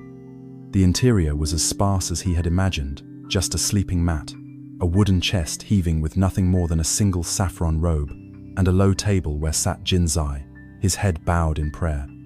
The thief's heart pounded so fiercely that he feared Jinsai would awaken at any moment. He crept toward the table, expecting to find coins or sacred relics, but his eyes settled on the monk's simple bowl of cold rice. A pang of shame and compassion stirred within him. He scooped up the bowl, felt the worn texture of its edges, and saw the emptiness of Jinsai's dwelling mirror the emptiness of his own life. At that instant, the monk looked up. His gaze was soft, devoid of anger or surprise, as if he had anticipated this moment long before Kaito's foot had crossed the threshold. He rose with gentle steadiness and spoke in a voice hushed as dusk. "Take what you need, my child." Confused, Kaito froze, clutching the rice bowl to his chest. "Take anything," Jinsai repeated, gesturing to the room. "Water from the kettle, bread from the cupboard, whatever calls to your heart." The thief's mind whirled. Would the monk not cry theft? Would he not raise a cry to chase him away? But there was only invitation and offering of trust so complete that Kaito felt tears blur his vision. He placed the bowl back on the table, set down the tattered robe and the wooden staff leaning in the corner, and fled into the night. Behind him, he heard no shout, no curse, only the soft click of the window sliding closed. He sprinted through the reeds until the lantern light was swallowed by darkness, and only then did he exhale, his ragged sobs echoing off the mountains.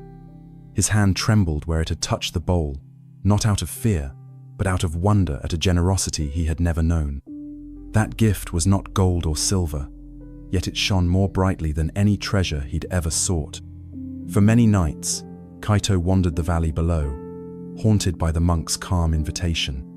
He would peek at the hermitage from afar, watching Jinzai tend his garden by starlight or feed stray cats with leftover rice. The thief's heart churned with guilt. He had come to steal and found only love. In his restlessness, he realized that no amount of wealth could fill the emptiness he carried. Only kindness could begin to mend the fracture in his spirit.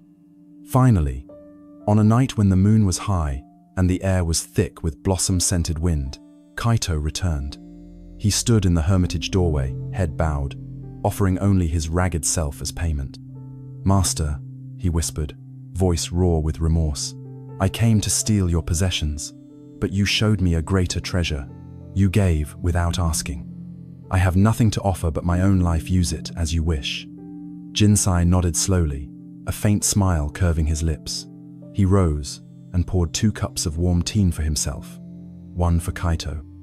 Without a word, they drank together as equals, sitting upon weathered mats beneath the lantern's gentle glow. In the weeks that followed, Kaito neither stole nor fled. He remained at Jinsai's side, learning the rhythms of the garden and the chants of the morning prayer. He carried water to travelers, tended the stray cats, and helped mend the roof when autumn winds threatened to tear the thatch away. Each act of service was a drop in the bucket of his healing heart. And with each drop, he discovered that giving freely, without expectation of return, restored what had been lost. Trust in himself, hope for tomorrow, and the knowledge that even the most broken soul can be made whole by compassion. One dawn, as mist curled through the valley like a silent river, Jinsai took Kaito to the edge of a clear mountain stream. They gazed at their reflections in water, so still it felt sacred. The monk spoke at last. "Remember, my child, the world will always test you.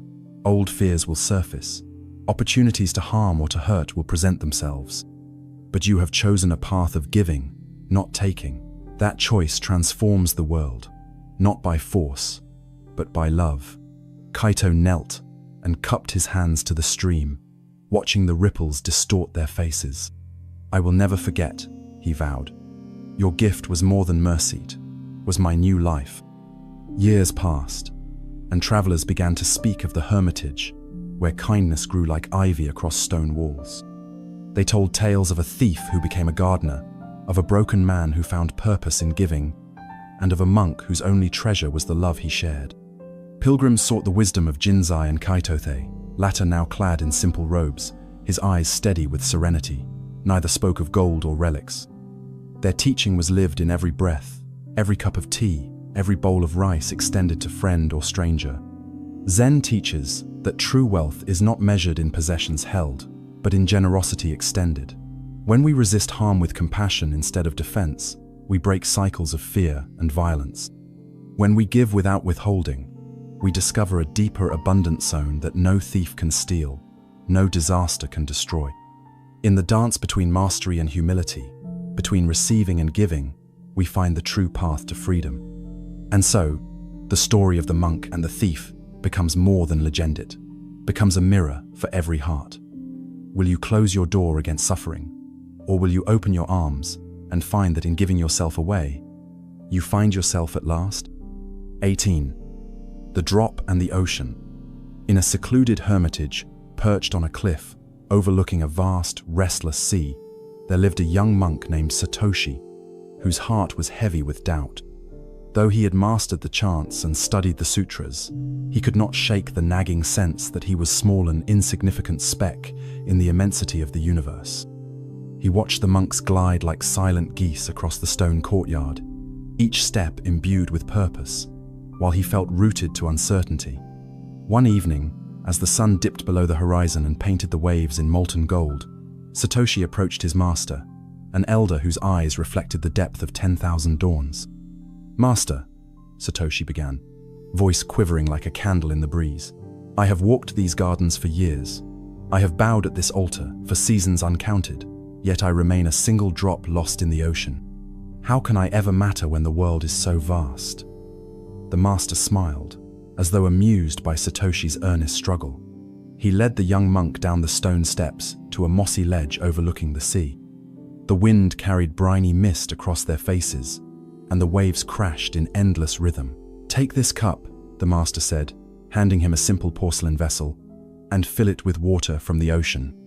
Satoshi knelt at the ledge and dipped the cup into the rolling tide.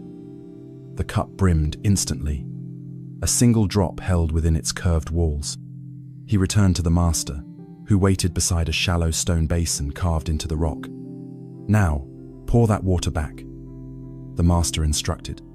With a steady hand, Satoshi emptied the cup into the hollow, where the drop vanished into the larger pool.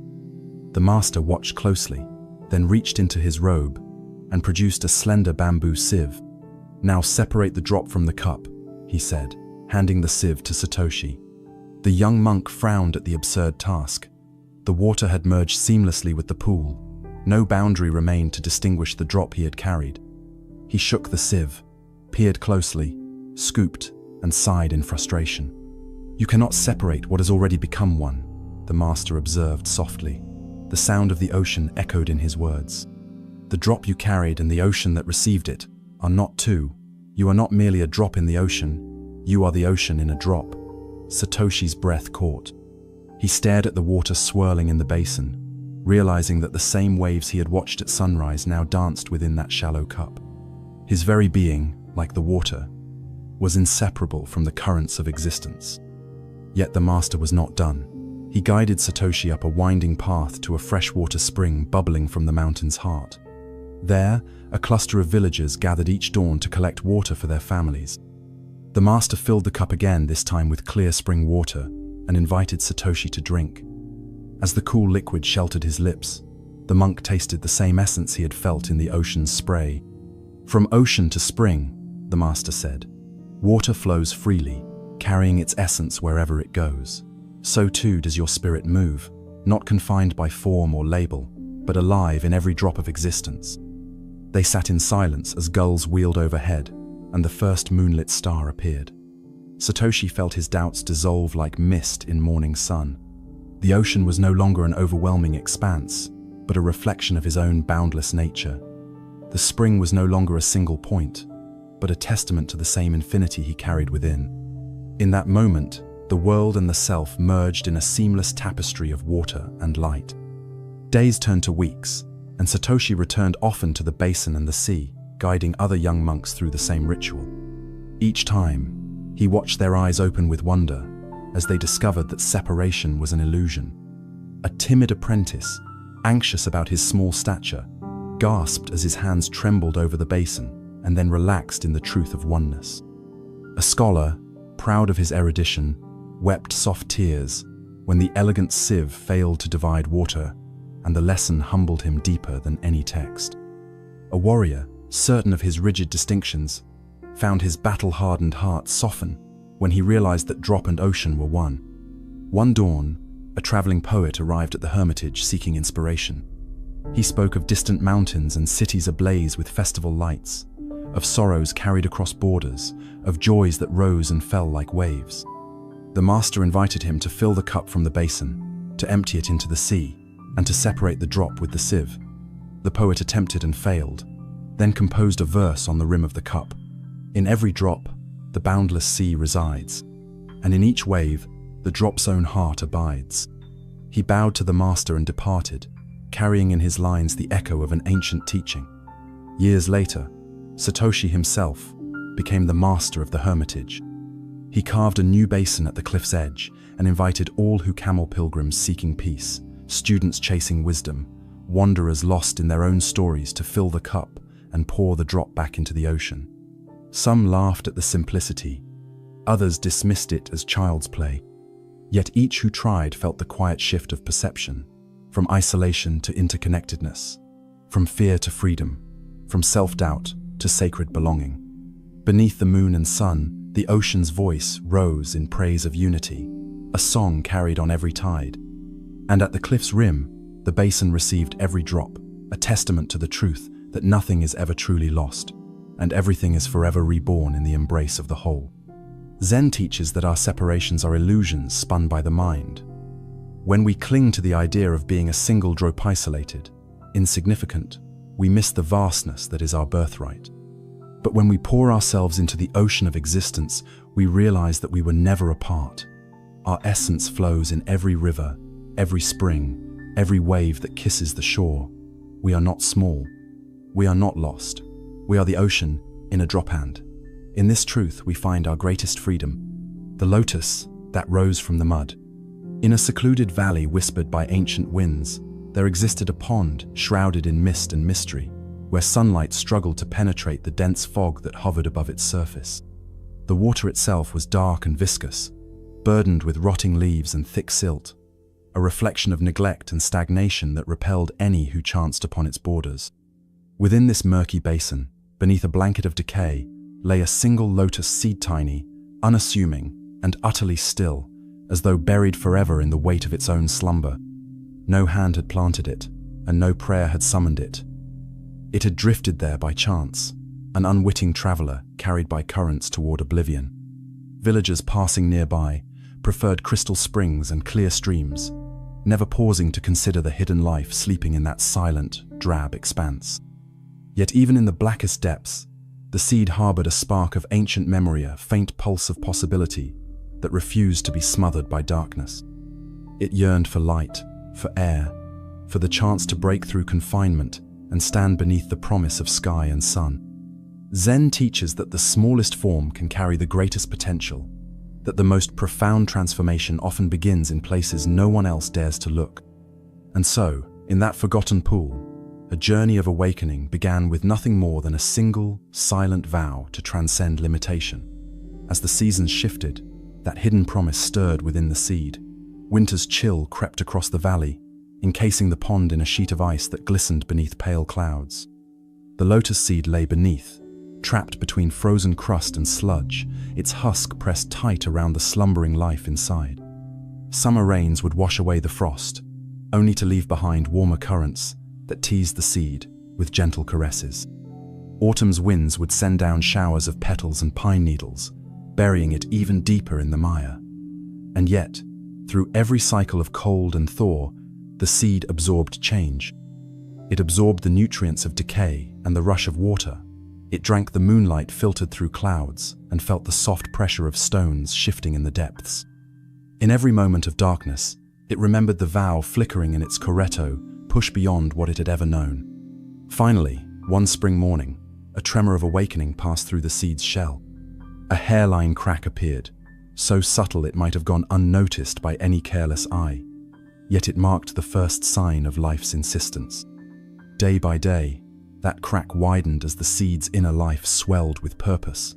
It sent out a tiny root, sinking deeper into the mud to anchor itself, drawing nourishment from the very earth that sought to bury it.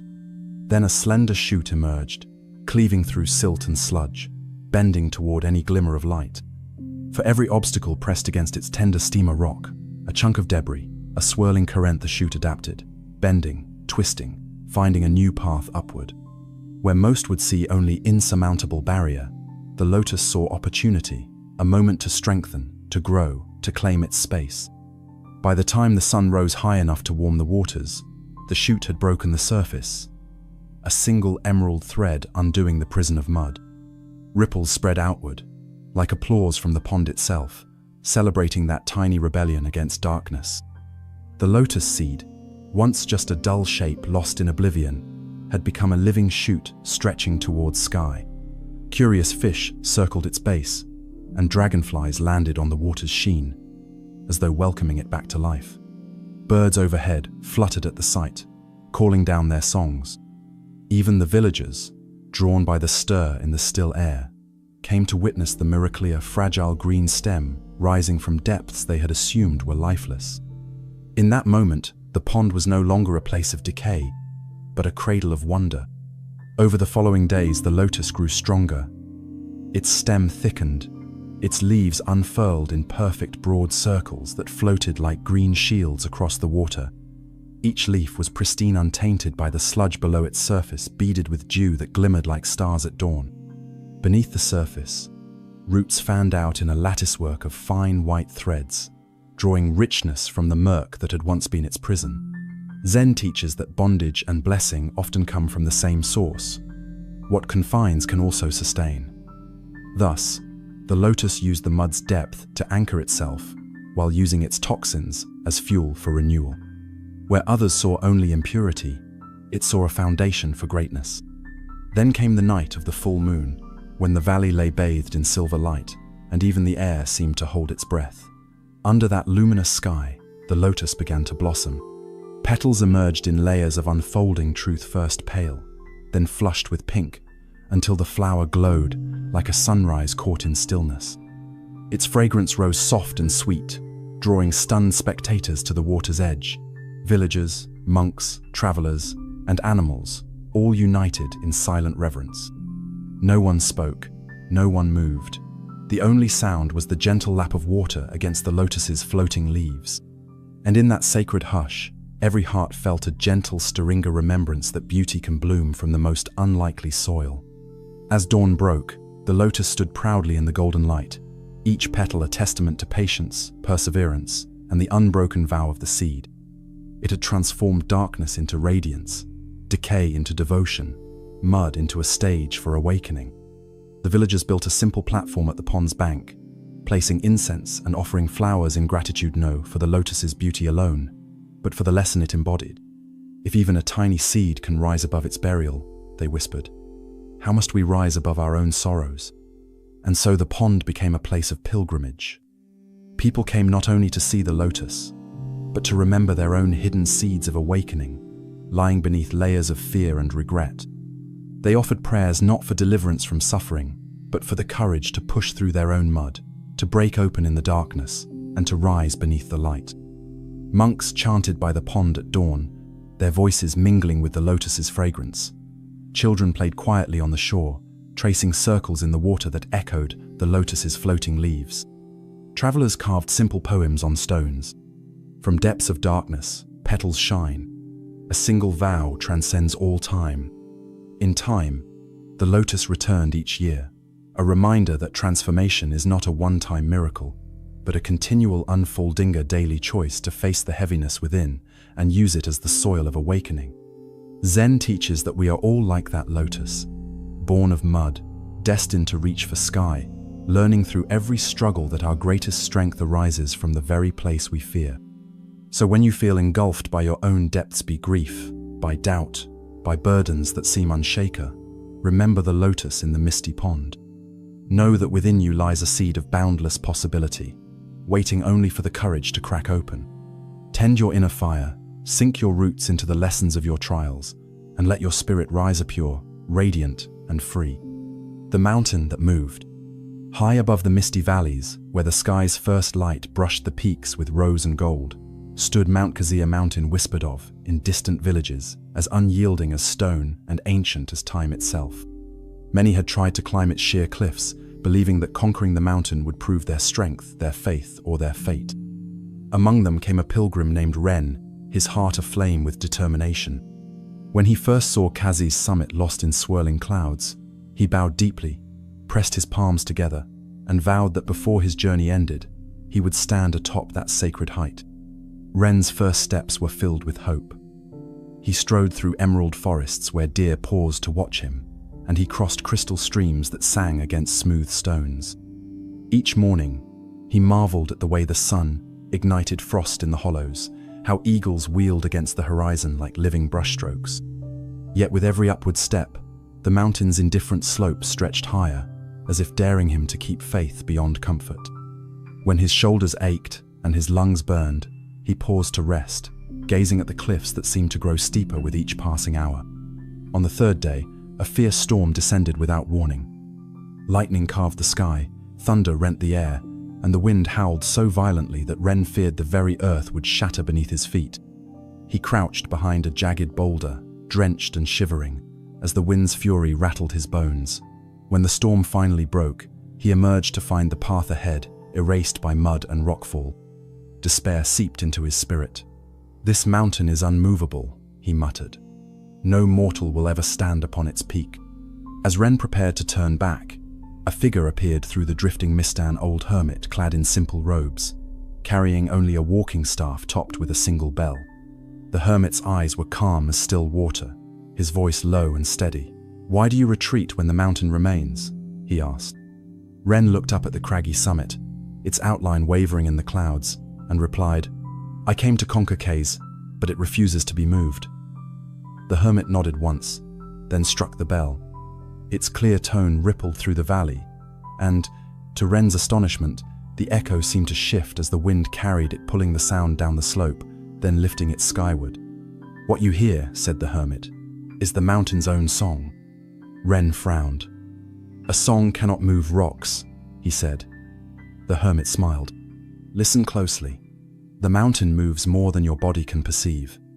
He beckoned Ren to follow him to a rocky ledge overlooking the valley. There, they watched as dawn's first breeze stirred the grasses, bending them like waves upon a sea. Clouds drifted along the ridges, their shadows racing like playful children. Even the stones beneath their feet seemed to tremble in the wind's soft caress. "Do you see?" the hermit asked. "The mountain moves in every whisper of air. It breathes with seasons, shifts with the sun, and dances with every falling leaf." Ren listened. He pressed his ear to the rock and felt a faint rumble beneath his palm, as though the mountain sighed with every heartbeat of the earth.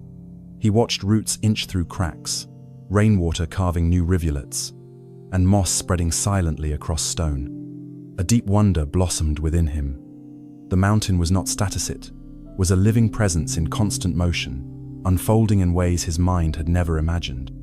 That evening, the hermit led Ren to a crystal-clear pool fed by a hidden spring. In its mirror-like surface, Ren saw his own reflection framed by moonlight. "The mountain is like this pool," the hermit said. "From above, it seems still, unchanging. Yet beneath that calm, currents swirl." He scooped water gently in his hands and let it flow back.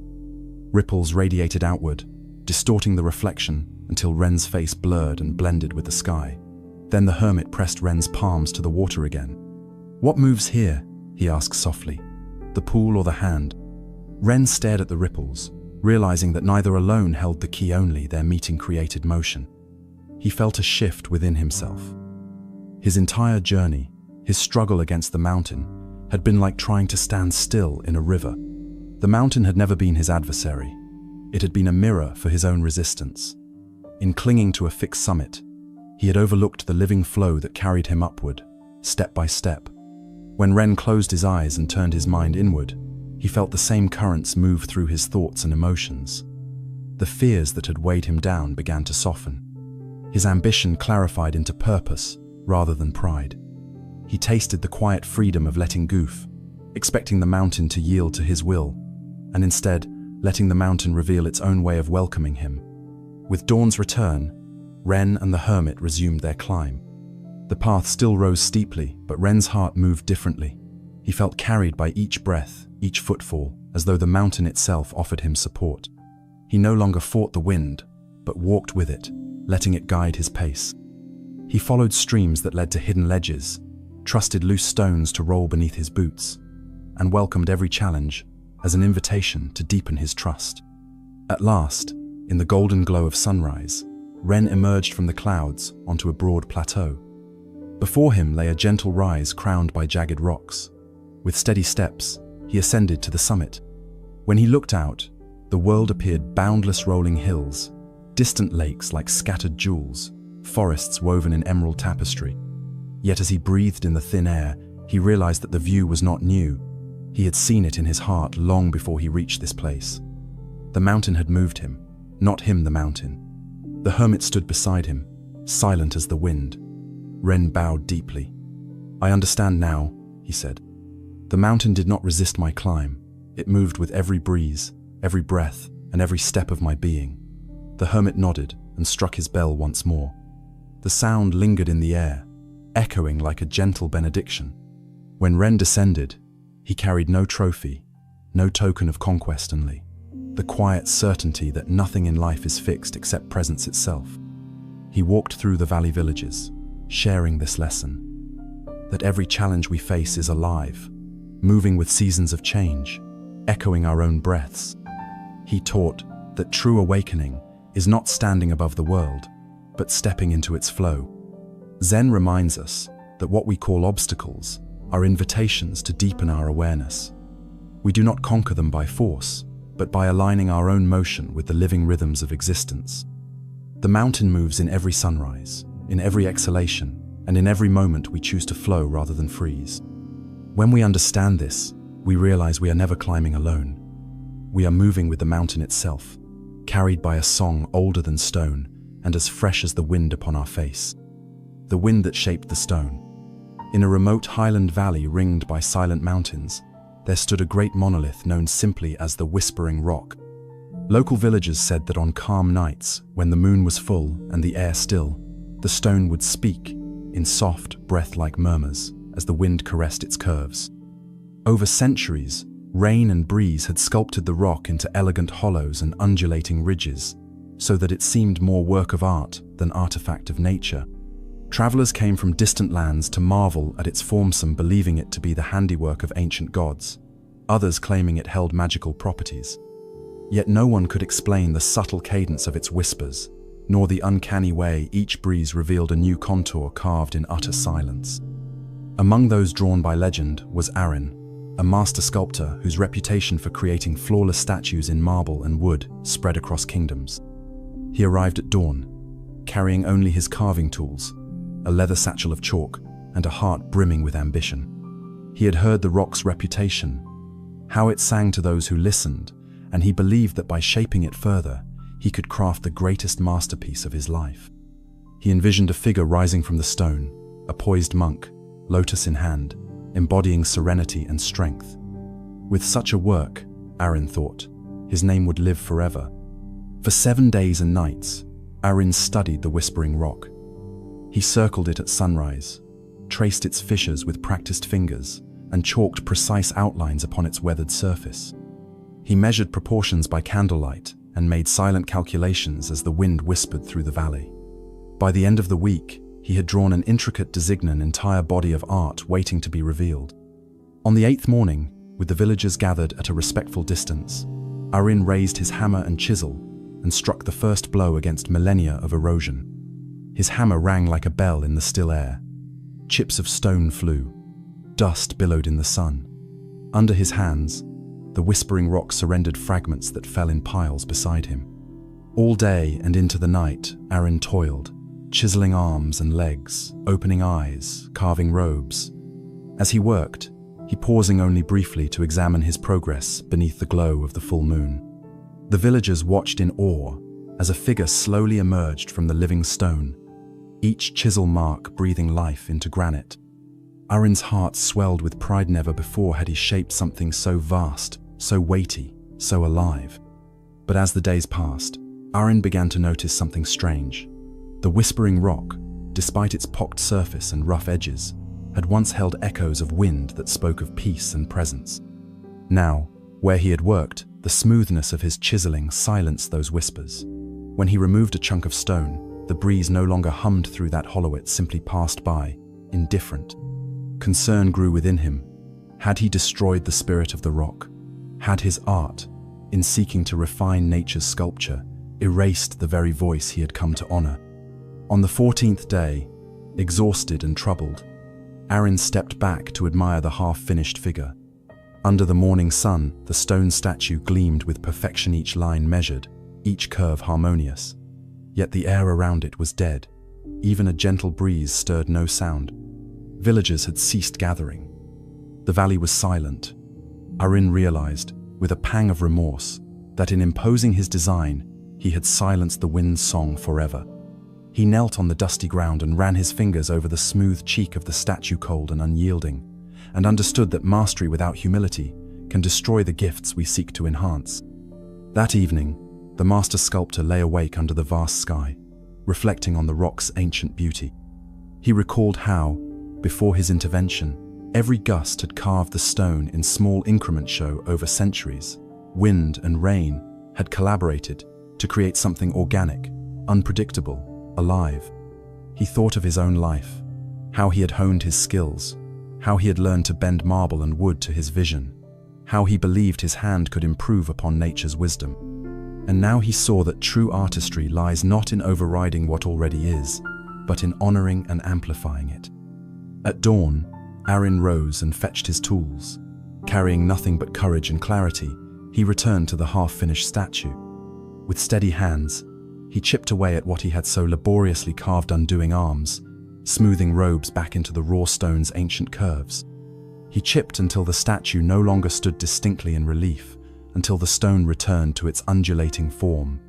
Each fragment he removed was laid carefully on the ground, a testament to his humility. The villagers watched, perplexed, as Arin erased his own masterpiece. By midday, the figure had all but vanished. Only the faintest suggestion of a carved shape remained. Arin laid down his hammer and chisel, closed his eyes, and listened. A breeze swept through the valley, ruffling his robes and stirring the pale flowers at his feet. And there it was again, the soft breath, like whisper of wind coursing over the stone's natural hollows, speaking in a language older than time. Arin felt tears of relief and wonder dampen his cheeks. In surrendering his ego-driven design, he had restored the rock's voice. The villagers gathered and bowed to the sculptor. "We thought you came to make us proud," one elder said. "Instead, you have shown us what we lost, the song of the wind itself." Arin nodded humbly. "I came thinking I could shape the perfect form, but the true masterpiece was already here. I only needed to step aside." From that day on, artists and pilgrims visited the Whispering Rock without chisels or tools. They sat beside it to meditate, to listen to the wind's gentle music, to remember that creation begins not by forcing change, but by honoring what nature has already wrought. Children played among the hollows, tracing fingers in the weathered crevices. Poets carved verses in sand nearby, inspired by the rock's patient artistry. And every traveler left with a new understanding. The greatest craftsmanship lies not in dominating raw material, but in discerning its own voice and learning to hear it. Zen teaches that life's most profound lessons often arrive when we release our need to control. The rock did not require a sculptor's hand to become beautifully time, wind, and water. Similarly, our own paths are shaped by countless subtle forces, endless small actions that we cannot direct but can learn to trust. When we impose our designs too forcefully, we risk silencing the deeper currents that guide us. But when we step back in humility, listen to the whispers beneath our noise, and flow with what is already forming, we discover a wisdom more ancient and more alive than any vision we could impose. So whenever you feel compelled to carve your own destiny with force, remember the wind that shaped the stone. Take a step back, close your eyes, breathe in the silent music of existence, and know that sometimes the greatest artistry lies in letting the world carve you. The river that sang without a voice. In a hidden valley encircled by jade-colored pines, there flowed a river whose surface was so still that it seemed to hold the sky in silent harmony. Unlike the roaring torrents downstream or the placid streams of spring, this river carried no audible song, no splash of rapids, no rush over stones only, an uncanny stillness that drew wanderers to its banks in search of meaning. They sat upon its smooth pebbles at dawn and dusk, pressing their ears close to the water, waiting for a single note to emerge. But always, there was only quiet. Legends grew around the river. Some said it was cursed, that a jealous wind had stolen its voice. Others swore it sang in frequencies beyond human ears. A few believed the river itself had chosen silence, as a testament to the power of listening rather than speaking. Scholars arrived with instruments, measuring currents, mapping the contours of its bed, and analyzing its depth. Poets came to write verses about longing and absence. Yet none could capture what the river held within its calm surface. Among those drawn by the river's mystery was a young monk named Kanbei. He had spent years in monasteries studying sutras, chanting mantras, and debating the variegated doctrines of enlightenment. Still, his heart felt restless, always chasing answers that slipped through his fingers like water. One dawn, he left his temple without a word and journeyed toward the valley he had heard whispered about in the corridors of learning. When Kanbei arrived, the mist clung to the trees like gossamer veils. The river lay before him, a ribbon of liquid glass reflecting the morning light. He knelt and pressed his ear to the surface, his robes brushing the cold stones. Seconds passed, minutes, then an hour. The only sound was the beating of his own heart and the distant call of a lone crane. He closed his eyes. In that stillness, he felt something stir, not a song, but an invitation. An invitation to release his search for sound and become the silent presence that could finally hear what the river carried. Over the next days, Kambei returned to the river at every hour, before sunrise, at noon when the light was harsh and bright, and again at dusk when the sky bled pink. He brought no instruments, no scrolls, no questions. He simply sat, breathing with the rhythm of the current, feeling the warmth of stones beneath his palms and the cool breeze on his neck. Villagers paused to watch him, curious at the monk, so devoted to silence. Some offered tea. He accepted, drinking in steamy sips while never once speaking. One evening, a storm rose from the west. Black clouds roiled above the valley, and rain began as a whisper on pine needles before intensifying into a hammering drum. The river's surface broke into restless ripples. Kambei remained at the bank, seated in lotus posture, his eyes fixed on the swelling water. As the wind howled, he did not flinch. Instead, he inhaled the tempest, letting the storm fill his lungs and expand into his bones. The river churned with newfound energy, yet when the rain eased, it fell back into silence as though the storm had passed through his own stillness and found no barrier. When the clouds parted, a traveler emerged from the trees, an elderly sage draped in tattered grey robes, carrying only a simple staff. He bowed to Kambei, then to the river, and sat at his side without a word. For hours they sat together through starlight, listening to the hush that blanketed the valley once the rain had ceased. At dawn's pale arrival, the sage spoke for the first time. "Why do you seek a song in water that has already found its voice?" he asked gently. Kambei opened his eyes, surprised. "I wish to understand," he replied softly, "why this river speaks only in silence." The sage smiled and motioned to the water. "Speak louder than silence, and the river will be forced to reply. But those who listen with the heart will hear its song every moment." Puzzled but intrigued, Kambei watched as the sage rose and walked into the shallow water. He closed his eyes, breathed deeply, and began to hum. At first the tone was so low it almost merged with his breath. Then, as the notes grew clearer, the river's surface shimmered and small concentric ripples spread outward, carrying the sage's melody down its length. The effect was subtle. The tune did not overpower the stillness, but wove itself into it, amplifying the river's hidden resonance. The stones beneath his feet vibrated in harmony, and the wind joined in a hushed chorus through the reeds. In that moment, Kambei understood the paradox. The river's song was not absent. It was waiting to be discovered by the right collaborator. Once the sage fell silent, the river stilled, but Kambei heard its melody echo within his own chest.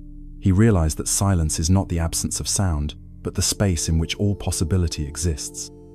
A truly listening heart can hear the subtlest harmony within apparent stillness. Zen teaches that every gesture, no matter how quiet, carries a frequency of its own. Sometimes, we search for answers in grand declarations when they are hiding in the gentle echo of our own breath. From that day forward, Kambei returned to the river not as a seeker of noise, but as a student of presence. He practiced humming low, pure tones that sent waves through his own being, waves that rippled outward, stirring the water, the wind, and even the distant mountains into a delicate dance. Travelers came to meditate alongside him, discovering that the river's silence was a canvas for every sound born of mindfulness. Poets wrote new verses about the harmony of stillness. Musicians composed simple melodies, echoing the valley's hush. Years later, Kambei became the sage at the river's edge, guiding others to find the song within their own hearts. He spoke not of noise or music, but of listening, to the breath, to the heartbeat, to the soft stir of thought before it finds a voice. He taught that true understanding arises in the silence between words, where every intention reverberates in the world. And whenever he closed his mouth and inhaled deeply, the river at his feet would answer not in thunderous applause, but in the gentle return of a melody that had been hidden in plain sight. So when you stand beside the river of your own life, whether your days flow with ease or stormy torrents, remember the valley of silence where sound lives in stillness. Bow your head, open your heart, and listen for the song that has always been there, waiting for you to become the echo of its own perfection. The mirror of the empty sky. In a remote mountain hermitage, hidden amid wind-bent pines and silent stone cliffs, there lived an elderly Zen master named Ryujin, whose eyes shone with the calm of untouched skies. Each morning at dawn, he would stand upon a flat granite ledge, overlooking a vast valley, lift a simple bowl of clear water to eye level, and gaze into its surface, as though it were a mirror, reflecting not his face, but the world beyond. His students watched in awe, hoping to glimpse the secret of his serenity, but none understood why the master sought his reflection in water rather than in glass. One clear dawn, a young student named Haruto approached Ryujin and asked in a hushed voice, "Master, why do you look to this bowl instead of the sky itself? Should we not fix our gaze upon the open heavens rather than upon a shallow pool?" The master set the bowl down gently and motioned for Haruto to sit beside him on the ledge's edge. He pointed upward. "Look," he said, "at the sky." Haruto looked and saw first pale pink brushstrokes as the sun began to rise, then ribbons of cloud drifting freely across an expanse of pale blue. It was a sky so vast it seemed to swallow the valley in its silent embrace. "And yet," the master continued, "when I lift this bowl, I see the same sky contained within its rim. If the sky is within the water, then this bowl becomes its mirror. But if you peer at the sky directly, your vision is too broad. You see distance but not depth. In the bowl's stillness, you see both." Haruto frowned, trying to reconcile his impatience with the master's words. He leaned forward and gazed into the bowl, but all he saw was his own pale reflection and the trembling glow of dawn. He felt confusion flutter in his chest like a startled bird. Ryujin spoke again, his voice low as the wind through bamboo. "The sky within the bowl is empty, yet it holds everything. It holds the color of sunrise, the shape of passing clouds, the breath of every breeze. In that hollow space, nothing is barred, for the bowl's emptiness welcomes all reflections. It is both form and formlessness. To see yourself within that emptiness is to know that you are never separate from the vastness. You are, in truth, the sky in a drop." Thus began Haruto's journey. Each day, before chanting, he carried his own bowl to the ledge and filled it with water from the sacred spring. He sat, bowl in lap, attempting to quiet his mind long enough to glimpse the sky's reflection. But instead, he saw only his thought-swift currents of worry, flickers of envy toward fellow students, the itch of ambition clawing at his heart.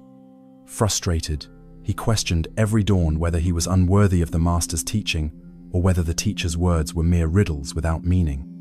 Weeks passed. Frigid wind rattled the pines. Snow dusted the ledge like powdered silk. Still Haruto persisted, shivering beside his bowl, surrendering to the cold until his tears of frustration froze upon his cheeks. Each morning the bowl offered only his own trembling image and the dim glow of a sun too weary to rise. He felt that the emptiness within the bowl mocked him a void he could not fill, a mirror that refused to reveal its secret. One evening, weary and defeated, Haruto returned to his cell. An unnatural fire burned in his chest, an inner storm of doubt. "Master," he called out into the cold courtyard, "I have tried every dawn to see the sky in the bowl, yet I see only myself. What am I missing?" Ryujin emerged from shadows, hands folded inside his robe, and walked with Haruto back to the ledge. The moon was full, hanging like a lantern above the silent valley. The master pointed upward, then lowered his hand to the bowl. "Tonight, look not for the sky, look for the darkness between the reflection and your sight." Perplexed but obedient, Haruto knelt and peered. The moonlight glimmered on the water's surface, revealing a silver path. And in that luminescent ribbon, he caught a glimpse of the space between sky and self, a vast, silent gulf that held both without judgment.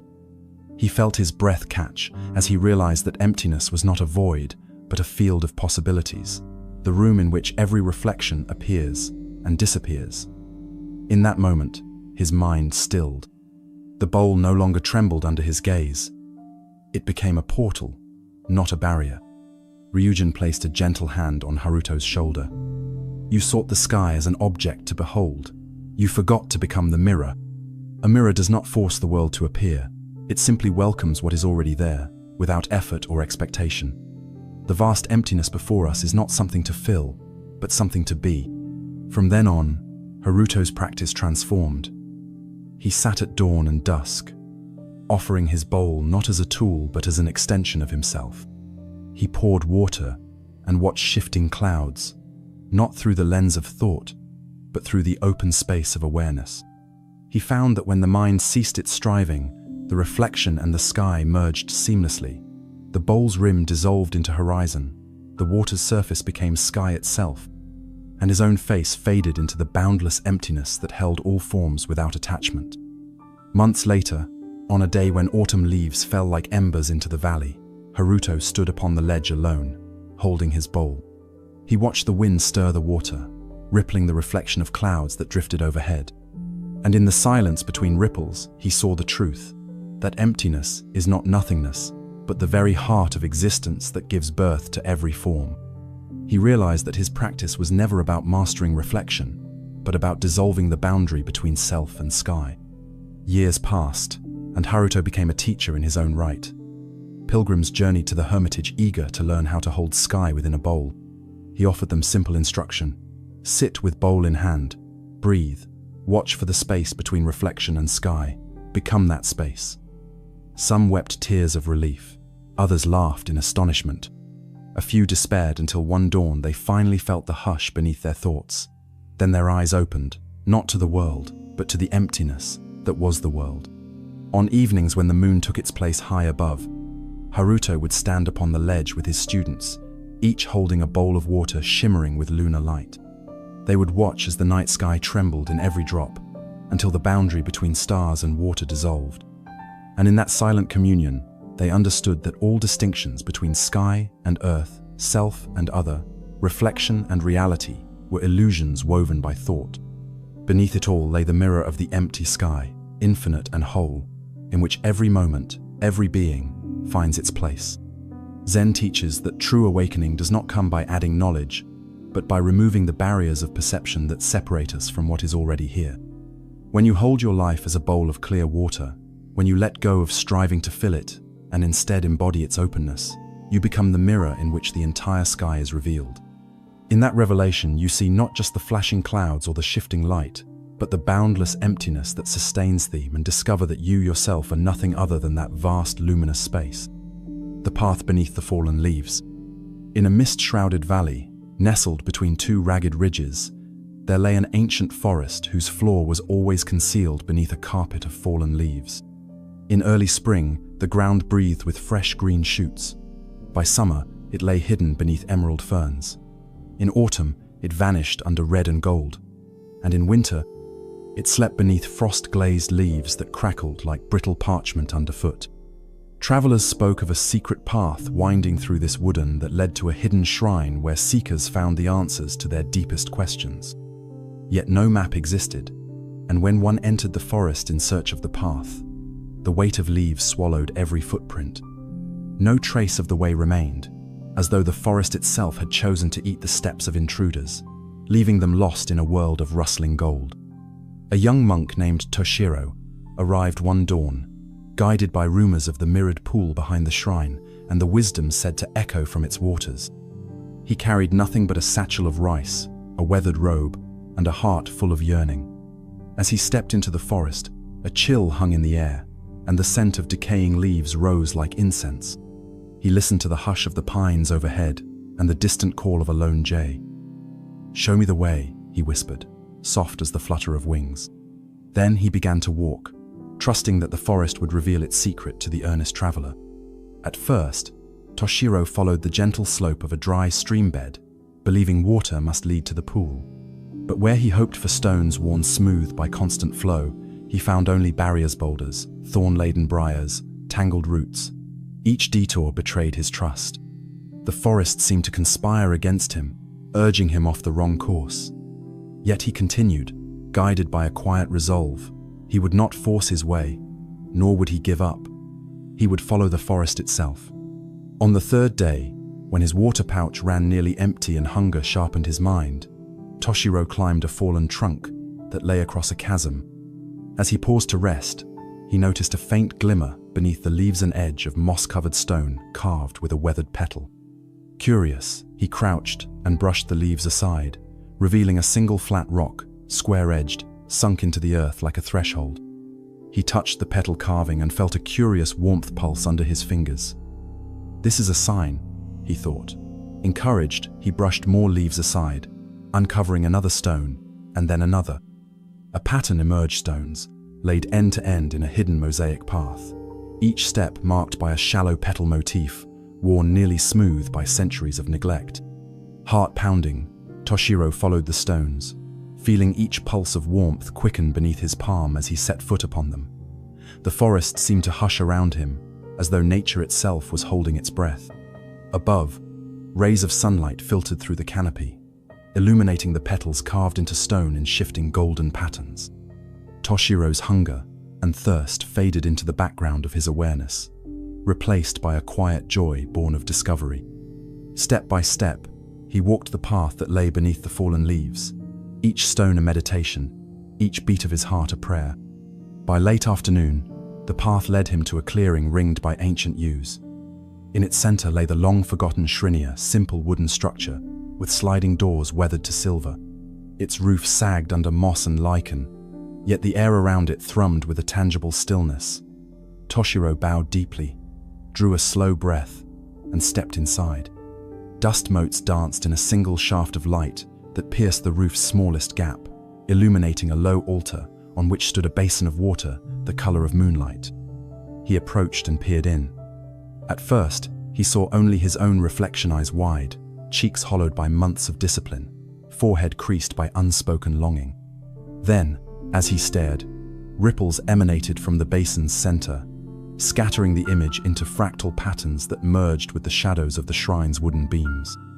In that fracturing, Toshiro glimpsed something deeper, not just his own face, but the countless faces of those who had come before him, seekers, pilgrims, wanderers, each breathing in the same stillness, each finding a reflection beyond the self. He cupped his hands and lifted the water to his lips. As the liquid washed his tongue, he tasted not only purity, but history. The sweat of those who carved the petal path, the tears of those who prayed here, the silent laments of those who wandered too long. He knelt and placed his forehead upon the basin's lip, feeling the cold touch of stone beneath his skin. His breath slowed. In the quiet of the shrine, he perceived an echo, not a voice, but a presence that radiated from every fiber of the forest. Rising, he stepped back onto the petal stones, now glowing faintly under his weight. The leaves had rustled softly in greeting, as though welcoming the returning traveler. Toshiro followed the path back the way he came, each stone revealing itself more clearly, beckoning him onward. When he reached the stream bed, it guided him along a narrow ravine until the valley opened onto a grassy knoll. Before him lay the mirrored pool said to cradle the secrets of the forest. Its surface was glass smooth, reflecting cloud and sky with perfect clarity. At the water's edge, Toshiro knelt and gazed into the depths. He saw the sky's reflection, the hint of the yews behind him, and at the very center, his own face serene, open, transformed. He realized that the path had not been beneath the fallen leaves alone, but within the forest of his mind. The leaves of distraction, of doubt, of fear had concealed the way. Only by trusting in the guidance of subtle sign-speckled stones, whispered hushes, found threshold shad, he discovered the path to his own stillness. The pool offered no words, and yet Toshiro felt an answer settle in his heart.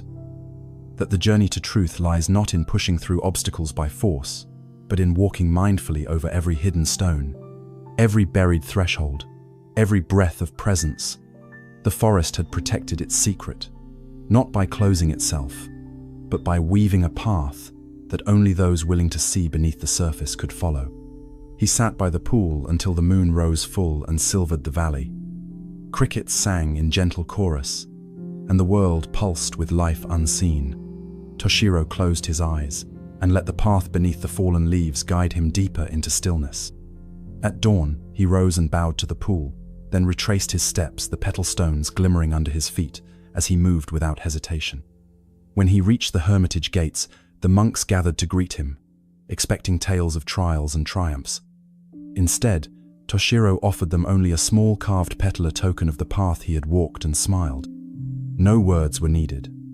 In his eyes shone the forest's secret, that every step, however hidden by life's endless fallen leaves, always leads home when we trust the subtle guidance of the present moment.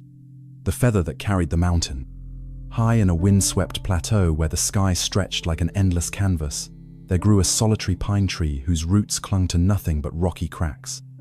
Its bark was bleached by sun and storm alike, and its needles curled against the cold.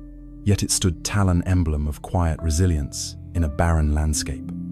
One autumn dawn, as mist curled through the pines like restless spirits, a single feather drifted down from the heavens, settling in the crook of one precarious branch. It was the palest feather the world had ever seen, soft as a sigh and light as a whisper. The wind paused to cradle it, the morning light glowed around it, and even the hardy pine felt its tender weight upon the gnarled branch. A wandering monk named Haruna arrived that day, wrapped in robes faded by travel and lined with the dust of 1,000 roads. He had climbed from distant valleys, driven by a longing to understand how life could flourish where it seemed impossible. When Haruna first glimpsed the lone pine bristling against the horizon, he believed its secret must lie in stubborn endurance, in will forged by hardship. He approached the tree, bowed deeply, and reached to touch its rough bark, but as his fingers brushed the branch bearing the feather, the pouched softness surprised him. He cupped the feather gently in his palm, feeling its ghostly lightness stir something in his chest. He spent the morning seated at the tree's base, tea steaming between his palms, studying the feather's delicate filaments. He wondered how something so fragile could survive the gales that swept that ridge. He watched as gusts threatened to tear it from its resting place. Yet each time the feather swayed and clung, it seemed to grow more luminous, light dancing upon light. By noon, Haruna realized that the pine's secret was not raw strength alone, but how it embraced softness, so it bent with the wind rather than defying it. And the feather, though small, bore a wisdom far greater than any blade of stone or fortress of wood. When the wind rose in the afternoon, Haruna prepared to shelter the feather from certain flight. He rose, gathered the branch in his arms, and held it close to his heart. Yet as he did, a strange warmth spread through him. He sensed the pine's life moving through the branch, the pulse of sap and memory of storms past, and the feather trembled as though greeting him. Instead of guarding it, he found himself whispering words of gratitude to the tree for providing a perch where the feather could rest, for showing him that vulnerability and resilience are two notes in the same melody. The branch quivered, and the feather fluttered against his palm as if in agreement. That evening, Haruna knelt before the pine, set down his mat, and arranged his tea beside the feather on the branch. He offered a silent feast of gratitude, a drop of water, a scrape of rice, a breath of incense. The first stars pricked the sky, and the wind lay down in gentle hush. Haruna closed his eyes and listened. To the pine's slow respiration, to the feather's subtle sigh when the air shifted, to the unspoken conversation that bound them together. He realized then that life is not measured by the size of what you carry, but by how lightly you carry it and by how tenderly you rest upon the world. In the night's deep quiet, the pine and the feather became one in Haruna's awareness, strength born from softness, firmness born on fragility, towering presence flowing through the slightest tremor. He awakened at first light to find the feather still aloft, resting upon its perch as though sewn into place. He bowed to the tree, kissed the feather's quill, and poured the remnants of tea into the roots, offering nourishment to the unseen network that had sustained them both. Days turned into weeks, and Haruna remained by the pine, tending the feather with reverence, yet never attempting to bind it by force. He discovered that each gust brought a new dance, sometimes gentle, sometimes wild, sometimes almost violent in its demands. Yet always the feather found balance between letting go and holding on. Haruna modeled this rhythm in his own life. When sorrow came, he breathed through it without resistance. When joy emerged, he let it soar without clinging. Travelers began to hear the tale of the monk, the pine, and the feather.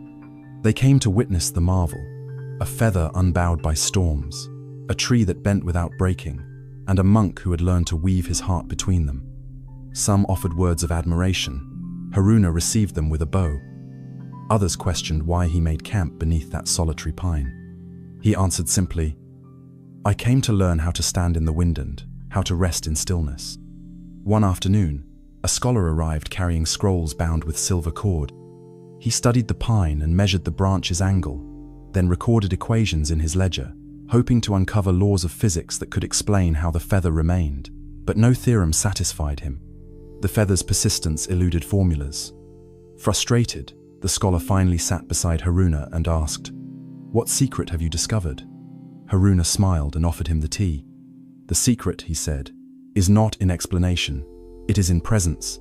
The feather and the pine teach us that life is held in the balance between holding on and letting go. That is a mystery no book can contain." As autumn deepened, rumors of the feather spread beyond the plateau. Poets wrote verses that spoke of lightness and weight, of strength wrapped in softness. Pilgrims walked the dusty roads to see for themselves. Each one arrived expecting spectacle, but found silence and solace instead. They came not to behold a miracle, but to discover how the smallest thing when met with openness can reveal the deepest truth. On a chill morning when frost clung to needles like diamonds, Haruna awoke to find the feather gone. His breath caught, for it had been a companion through storms and suns alike. He knelt by the branch and touched its empty cradle. There was no sadness, only a deep stillness, as though the feather's journey had come home. He closed his eyes and listened to the wind. In its gentle sigh, he heard the feather's farewell, a faint, luminous echo that resonated through every pine needle, every stone, every trembling fiber of the plateau. In the days that followed, Haruna never found the feather again. Some said it had drifted to the sea, others claimed it soared beyond the skies. But Haruna knew better. The feather had not left the world. It had returned to the wind, where its essence would dance forever among the currents, touching every living thing with its quiet wisdom. The pine remained, its branch now bearing a small hollow where the feather had roosted. Haruna kept vigil there each dawn, pouring tea upon the roots, bowing to the tree, and listening to the wind's subtle murmur. Travelers who came asked him if he mourned the feather's passing. He would reply, "I honor its departure, for it reminds me that letting go is the gentlest way to carry what we love. In the space it left, I see its presence more clearly than ever." And so the plateau became a place of pilgrimage, not for the sake of collecting wonders, but for learning how to hold them lightly. People came with burdens of grief, of success, of fear, only to sit beside the pine, sip Haruna's tea, and feel their loads lighten as the wind carried their cares away.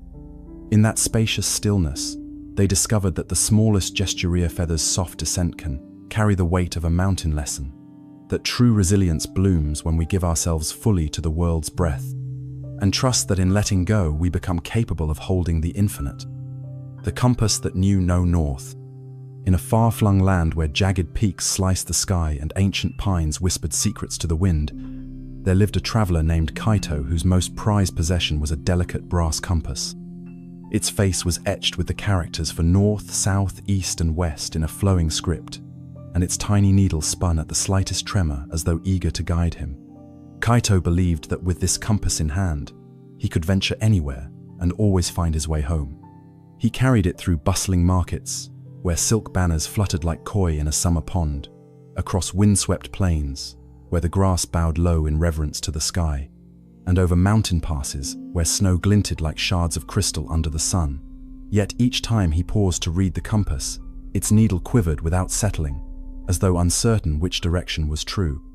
Perplexed, Kaito sought counsel from every sage he met. In a desert oasis, he found a hermit who taught that maps are mere ink on paper until the heart learns to read the land. On an island amid a mirror-still lake, a fisherwoman showed him how the sun's angle could reveal east and west if one watched long enough. But these lessons only confounded him further. The compass, he insisted, must point north, and yet it did not. Desperate to understand, Kaito decided to seek the greatest teacher he had ever heard, off a monk who lived alone atop the tallest peak, tending only a single lantern that burned without fuel. The journey was arduous. Kaito scaled steep cliffs that opened onto dizzying abysses, his legs burning with effort, his breath stolen by the thin air.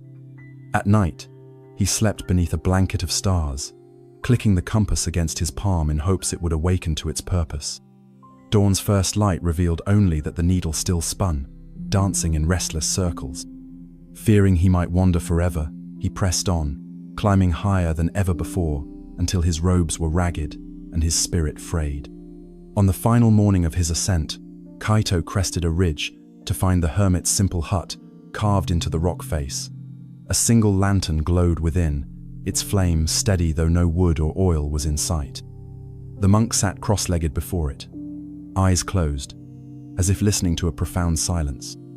Kaito bowed deep and spoke with a voice raw from wind and weariness. "Master, I have climbed mountains and crossed deserts, seeking the meaning of my compass. It spins without direction. Tell me, what is true north?" The monk's eyelids fluttered open. He regarded Kaito's tattered compass in silence for a long moment, then gestured to a bowl of snowmelt beside him. "Fill this lantern with that water," he said quietly. Kaito, puzzled, did as he was told. He watched the beautiful silver flame wink once at the bowl's rim, before flickering back to life, as if fed by unseen currents. The monk closed his eyes again and inhaled the scent of melting ice and wood smoke. "Your compass," the monk said after a while, "points not to a place on a map, but to the home within you. It spins because you seek direction outside yourself. True north is not found by wheels and magnets, but by stillness of mind." Kaito frowned. "I do not understand." The monk opened his eyes and smiled as though amused by an age-old jest. "Tonight," he said, "sit by this lantern and listen to its flame. Let it burn away all you carry, your pride, your fear, your need for certainty." That night, Kaito sat before the lantern, its silver glow reflecting in his weary eyes. He placed the compass on the ground and studied the needle as it spun deliriously, then forced himself to look away and breathe deeply. Behind his closed lids, he saw wind-sculpted dunes, thunder-scarred peaks, and every road he had ever walked. He felt the ache of distance, the longing for home, and the weight of questions heavier than any pack he had carried. Then, as the lantern's flame danced, all thoughts stilled. He no longer saw roads or deserts. He no longer remembered maps or directions. He heard only the pulse of his own blood, the rise and fall of his breath, and the quiet promise that he would awaken where he belonged. When dawn's light edged back the night, Kaito opened his eyes. The lantern continued to burn, its flame unchanged yet infinitely new. He rose, gathered his staff, and picked up the compass. The needle still spun. He bowed to the monk, who regarded him with serene approval. "Go now," the monk said, "and follow the lantern's path." Kaito stepped outside and held the compass at arm's length. To his amazement, the needle fell still, pointing steadily toward the east ridge rather than the map-defined north. He looked up at the shimmering peaks and realized that the flame he had tended did not burn oil or wood, but the clarity in his heart. The compass responded to that clarity by guiding him toward purpose rather than a fixed point on a grid. He followed the compass down the mountain, yet at every fork in the trail he did not consult a chart, only felt the warmth of the lantern's memory in his chest, a gentle glow that said this path felt right. That way felt true. Each step became a prayer, each breath a vow to remain present. His pack grew lighter as he shed fear of getting lost, and his journey took on the quality of pilgrimage. Every river crossing, every slope descended, every forest tunnel entered felt less like obstacles and more like chapters in a sacred text. When Kaito finally returned to the valleys where he had begun, the compass rested quietly in his palm, its needle pointing toward the hermitage where he had found the lantern. It no longer quivered. He understood that true north was not a spot on the horizon, but the point within his own being, where courage, compassion, and curiosity meet. From that moment, he traveled not to conquer lands, but to explore the terrain of his own heart, guided always by the still flame of presence that the lantern had kindled. In towns and hamlets, Kaito shared his story. He showed villagers how to quiet their minds before seeking answers in scriptures or signs. He taught merchants to pause between transactions and listen for the pulse of honesty. He guided scholars to close their books and feel the questions resonate within their own bones. And each time he spoke, he held up the compass not as an instrument of fate, but as a symbol of the inner direction each person must discover. Zen teaches that every soul carries its own true north, waiting to be found in the quiet space beyond thought. No tool, no map, no outer guide can replace the lantern within the unwavering presence that burns without fuel, lights the darkest nights, and reveals the path home, wherever we may wander. When you feel yourself adrift, turn not to the world's compass, but to the still center of your own being. There, in that boundless silence, you will discover that home has never been a place, but the presence that moves with you in every breath. The stone that learned to float. In a secluded highland lake hidden within a ring of scarred cliffs, there lay a smooth, obsidian stone as large as a man's heart, half submerged where the water met the basalt shore. Local villagers believed the lake was bottomless, its depths uncharted, its surface a mirror for the skies. Boats set forth at dawn carried fishermen who cast nets into that inky water, but none ever retrieved more than fish they never dared dive. For legends spoke of currents that pulled any swimmer down to a realm of silence. Yet each morning at first light, the obsidian stone would still rest where it always had, half in water, half in air, waiting for the changing sky to paint its polished face with sunrise or storm clouds. A pilgrim named Sora arrived one mist-shrouded dawn, drawn by rumors that the stone, though heavier than any mortal burden, seemed to defy gravity when the moon shone fullest. He had spent years wandering monastic temples, learning chants that echoed through empty halls, and meditating in incense-scented courtyards. Yet his own spirit felt anchored by doubts he could not shake. When he first saw the obsidian leviathan, half in water and half in air, his heart trembled with the recognition of a riddle he had carried within for decades. How can that which belongs to earth rise toward heaven? Sora knelt at the water's edge, offering a simple bowl of clear spring water to the stone, symbol of his own desire for clarity. He whispered prayers into the mist, listening for an answer in the hush of wind-stirred pines overhead. In the bowl he saw not his reflection, but only ripples from water dripping onto its surface, as though the lake itself was testing his intention. He stood and bowed to the stone, then sat cross-legged on the shore, closing his eyes to commune with the riddle it posed. Days passed in silent vigil. At noon, heat blackened the rock to a dull glow. At night, frost scattered like stars across its surface. Sora worked with disciplined patience. He swept the shoreline clear of debris, trimmed reeds that whispered in the wind, and arranged pebbles into concentric circles that echoed the shape of the stone itself. All the while, he questioned every teaching that had brought him here. He practiced chanting hymns backward and forward, hoping to shatter his attachment to words. He meditated on his breath until his lungs no longer felt like cages. Yet the stone remained unchanged, half resting in water, half reaching for air unyielding as eternity. On the seventh night of the full moon, Sora awoke to the faintest hum vibrating through the valley. He rose and made his way to the shore, bowl in hand, where the obsidian giant stood crowned by lunar light. Beneath the moon's gaze, the stone's polished face reflected the sky so perfectly that its edges seemed to blur, as though it were both rock and water at once. Sora knelt and poured the bowl's contents onto the stone. Instead of beading or draining away, the water spread across its surface like living liquid, forming a narrow channel that glowed with moonlight. The hum grew stronger, as though the stone itself was singing in a voice too deep for human ears. Intrigued, Sora reached out and placed a single hand on the stone's cool face. He felt a pulse beneath his palm steady, ancient, alive. He closed his eyes and allowed his mind to settle into that pulse, breathing in time with its rhythm. In the distance, the lake's currents whispered against hidden ledges, and the wind sighed through the cliffs as though carrying a secret. For a moment, Sora lost all sense of self. He did not know where he ended and the obsidian began. A profound stillness enveloped him, deeper than any meditation he had ever known.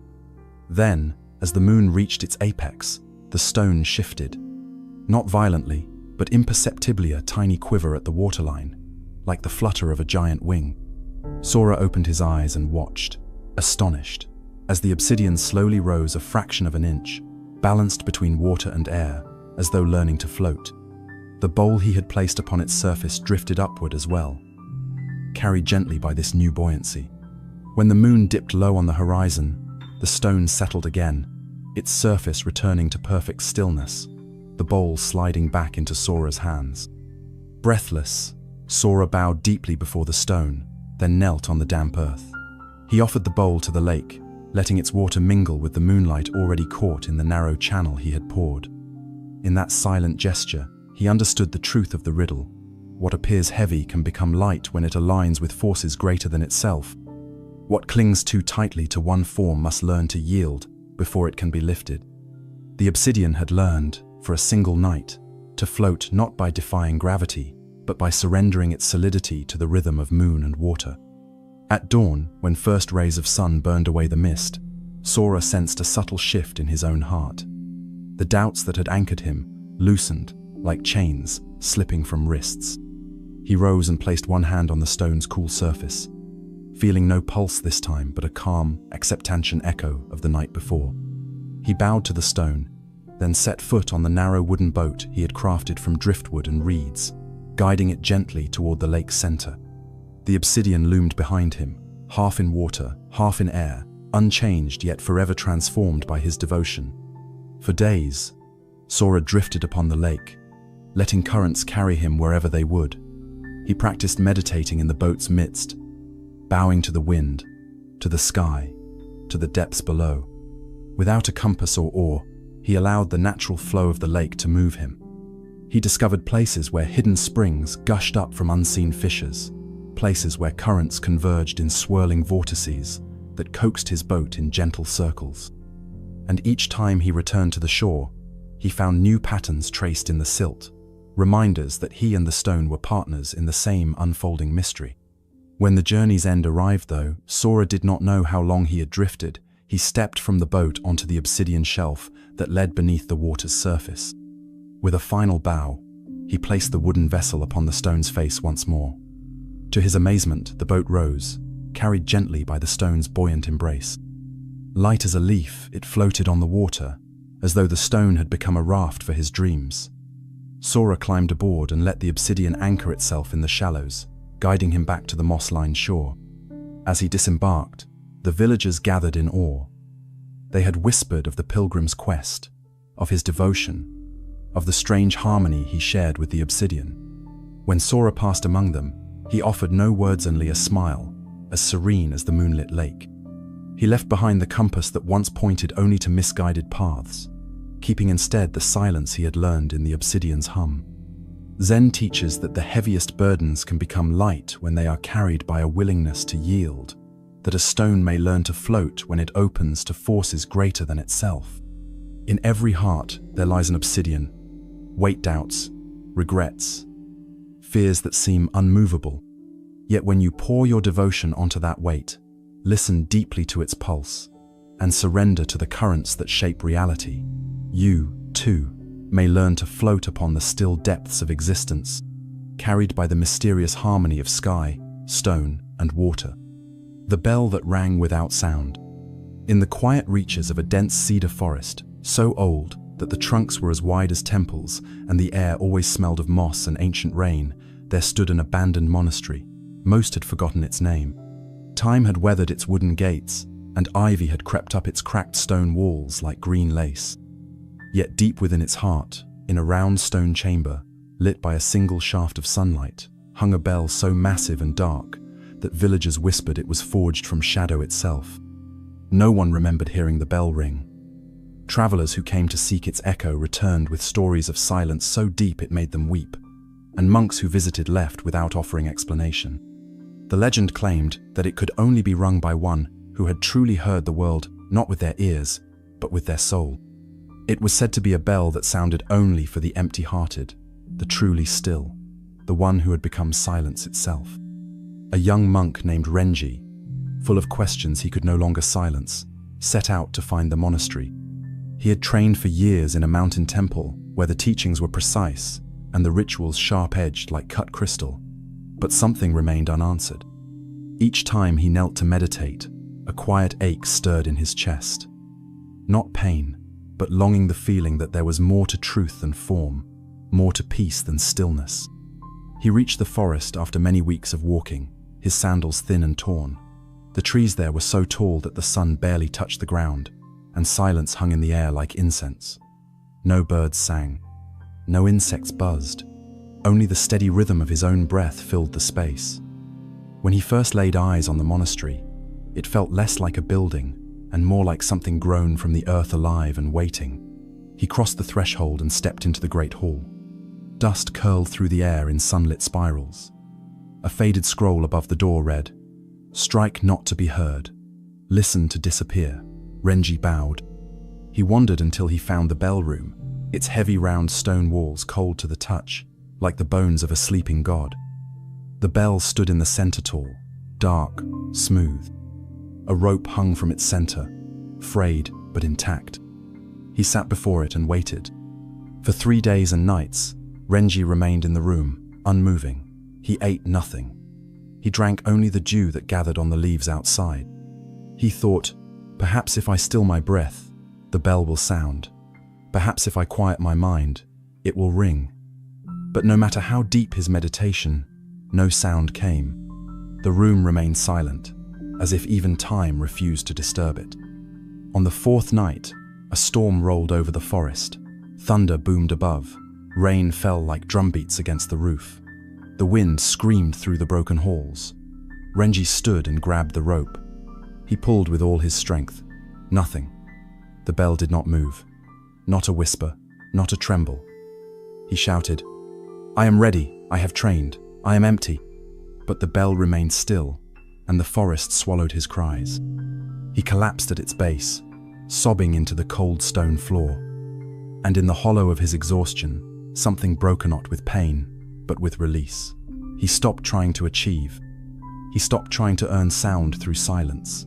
He let go, and in that moment of surrender, the forest grew impossibly still. Not silent still. He felt it in his chest. A vibration, not heard but felt. A hum that resonated from the floor into his bones. The bell, though unmoving, had begun to speak. Not through sound, but through presence. Its silence was not absence. It was fullness, so complete that it left no room for noise. Renji gasped.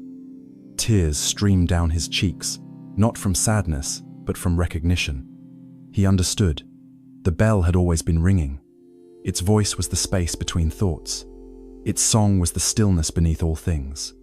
It needed no rope, no hand. It required only a heart quiet enough to listen. Renji rose and bowed low. He placed his forehead against the cold metal, and the hum grew stronger, as if it welcomed him home. He did not try to explain what he had felt. He knew there were no words for this soundless bell, no scripture that could carry its truth.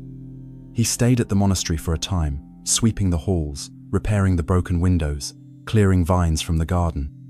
Not to earn the bell's sound, but because in that stillness, he wanted nothing more than to tend what had been forgotten. Years passed. Pilgrims came. Some stood before the bell in awe. Some grew frustrated when no sound came. Some wept like he had. And Renji simply said, "Sit. Listen to what you don't hear." He never told them what to expect. For each, the bell gave its own lesson. One day, an old monk visited, one who had taught Renji in the rigid mountain temple. He stood before the bell with folded arms and said, "Still doesn't ring." Renji smiled and replied, "Only when you stop listening for it." The old monk scoffed but sat anyway. Hours passed. Then, as the light shifted and the birds outside began to stir for the first time in decades, the old monk's eyes widened. He looked at Renji with tears clinging to his lashes. He nodded once, then bowed deeply before the bell. He didn't say a word. Wordless understanding. That was the bell's only language. Zen teaches that not all sound is made with vibration, and not all knowing comes from thought. The deepest truths are not those shouted from mountaintops, but those whispered in silence. The bell that rings without sound reminds us. There is a voice deeper than words. There is a clarity stronger than thought. There is a presence so vast, so whole, it silences the need for sound altogether. When you become truly still, not to force an outcome, but to vanish yourself, you will hear it. Not with ears, but with your being, and you will realize the bell was never outside you. It was waiting within, all along, singing the eternal song of stillness you were born to remember. The master who left without teaching. In the eastern mountains, where clouds slept between the cliffs like curled animals and the wind carved patterns in the stone, there was once a Zen monastery known for its peculiar silence. Unlike other temples, no gongs rang at sunrise, no chants echoed through its halls. And yet, students came from across the land, not for sermons, not for books, But for the one who spoke the least, Master Shun. He was an old man, thin as a reed and quiet as snowfall. They said he had once been a great teacher, praised in palaces and summoned to courts, but one day, without warning, he left everything behind and climbed the path into silence. He took no students. He wrote no texts. He only tended a small vegetable garden behind the monastery and walked among the pines at dawn. And yet, students kept arriving. Some left in frustration after a day. Others stayed for years without hearing a single word from him. Still, they sat beside him during tea, walked behind him through fog, and swept the temple steps while he pruned his cabbage in silence. He offered nothing, but they kept returning. One autumn, a new student arrived. His name was Hito. He had studied under brilliant scholars, mastered sacred texts, and could recite the sutras in 3 languages. But his heart was stormy, restless with unfulfilled longing. He had heard stories of Master Shun's silent enlightenment and believed the old man held a secret technique, the final answer he had been chasing through ink and incense for years. When Hito arrived, Master Shun didn't look up. He was weeding the earth, his hands thick with dirt. The student bowed deeply and said, "Master, I've come to learn." But the old man only hummed and pulled another root from the soil. Days passed. Hito rose before dawn, swept the temple floor, meditated in the cold morning air, and followed the master at a respectful distance. He waited patiently for lessons, but none came. Not a single word of instruction, not even a glance. A week passed, then 2. Frustrated, Hito tried everything. He brought the master warm tea. He quoted ancient texts aloud while working. He even offered to write down whatever the master whispered in sleep, anything to extract wisdom. Still, the old man said nothing. One night, as autumn leaves scraped across the temple roof, Hito couldn't sleep. He stormed into the master's garden under the moonlight and cried, "Why won't you teach me? I've given everything. Time, effort, devotion. I came for truth." Master Shun, kneeling in the dirt, slowly looked up and asked the first and only question he had ever spoken. "What truth?" Hito was stunned. He stammered, "The truth of life, of peace, of awakening." The master nodded and went back to digging. Hito stood, trembling. "You mock me." Shun didn't respond. The next morning, Hito packed his things in silence. He bowed once, bitterly, to the garden and turned down the mountain path. But halfway down, he stopped. Something tugged at his chest, not anger, not confusion, but a strange emptiness, soft and vast. He remembered the master's eyes under the moon, how they were not cruel, nor amused, just present. Steady, like the mountain itself. He sat on a mossy stone and watched the wind roll through the valley. For the first time in years, his mind was quiet. And then it came. Not as a word, but as a realization. Soft as falling snow. He had come seeking answers, but the master had been showing him something else. Not by speaking, but by being. His every silence was a mirror. His every absence was a teaching. The lesson was this: truth cannot be given. It cannot be forced, taught, or earned through cleverness. It must be seen, when the seeker lets go of seeking, when the mind becomes still enough to notice what is already here. The old man had not been silent. He had been teaching every moment through presence, through patience, through the unshakable stillness of someone who no longer needs to speak in order to reveal the truth. Hito dropped his pack, turned, and walked back up the mountain. He returned to the temple no as a student, but as a witness. From that day, he no longer asked for lessons. He rose early, swept the floor, tended the fire, and gardened quietly beside the master. He watched the way Shun poured tea, how he moved through each moment with such care, such presence, that every breath became a sermon. Years passed.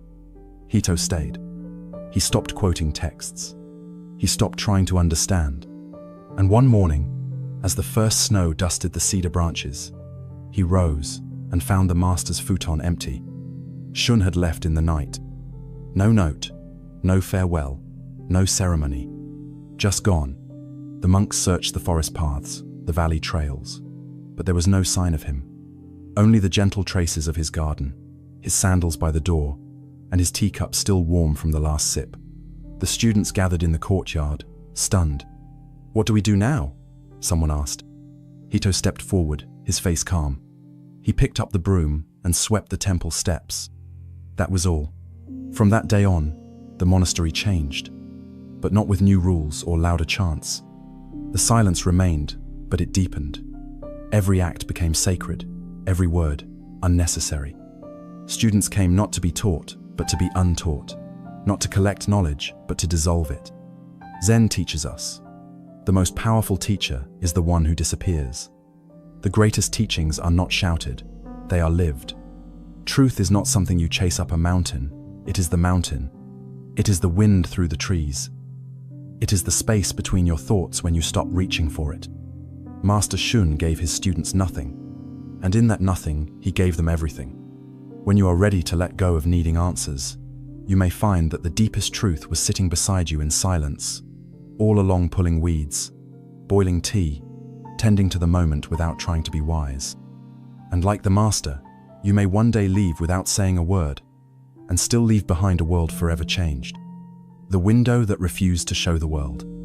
High atop a steep cliffside, overlooking a valley carved by centuries of rain and wind, stood a hermitage carved into stone. Unlike monasteries filled with chants and teachings, this hermitage had only one room and one object of not a single square window cut into the rock, perfectly shaped and smooth-edged, facing the world beyond. Pilgrims from every direction had climbed to see through this window, for legend claimed it offered a vision not just of the world, but of one's true self. But there was a catch. The window showed nothing. No matter the time of day, season, or weather, it remained completely blank. Not dark, not clouded, simply blank. It was as if the glass had swallowed light, or that it peered not into the outside, but into some other space where vision had no meaning. Some thought it broken. Others accused it of being a trick, yet a few stayed.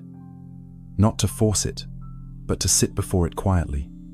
Some waited days, some weeks. Most saw nothing. Then came May, a young woman burdened not with ambition, but with unbearable grief.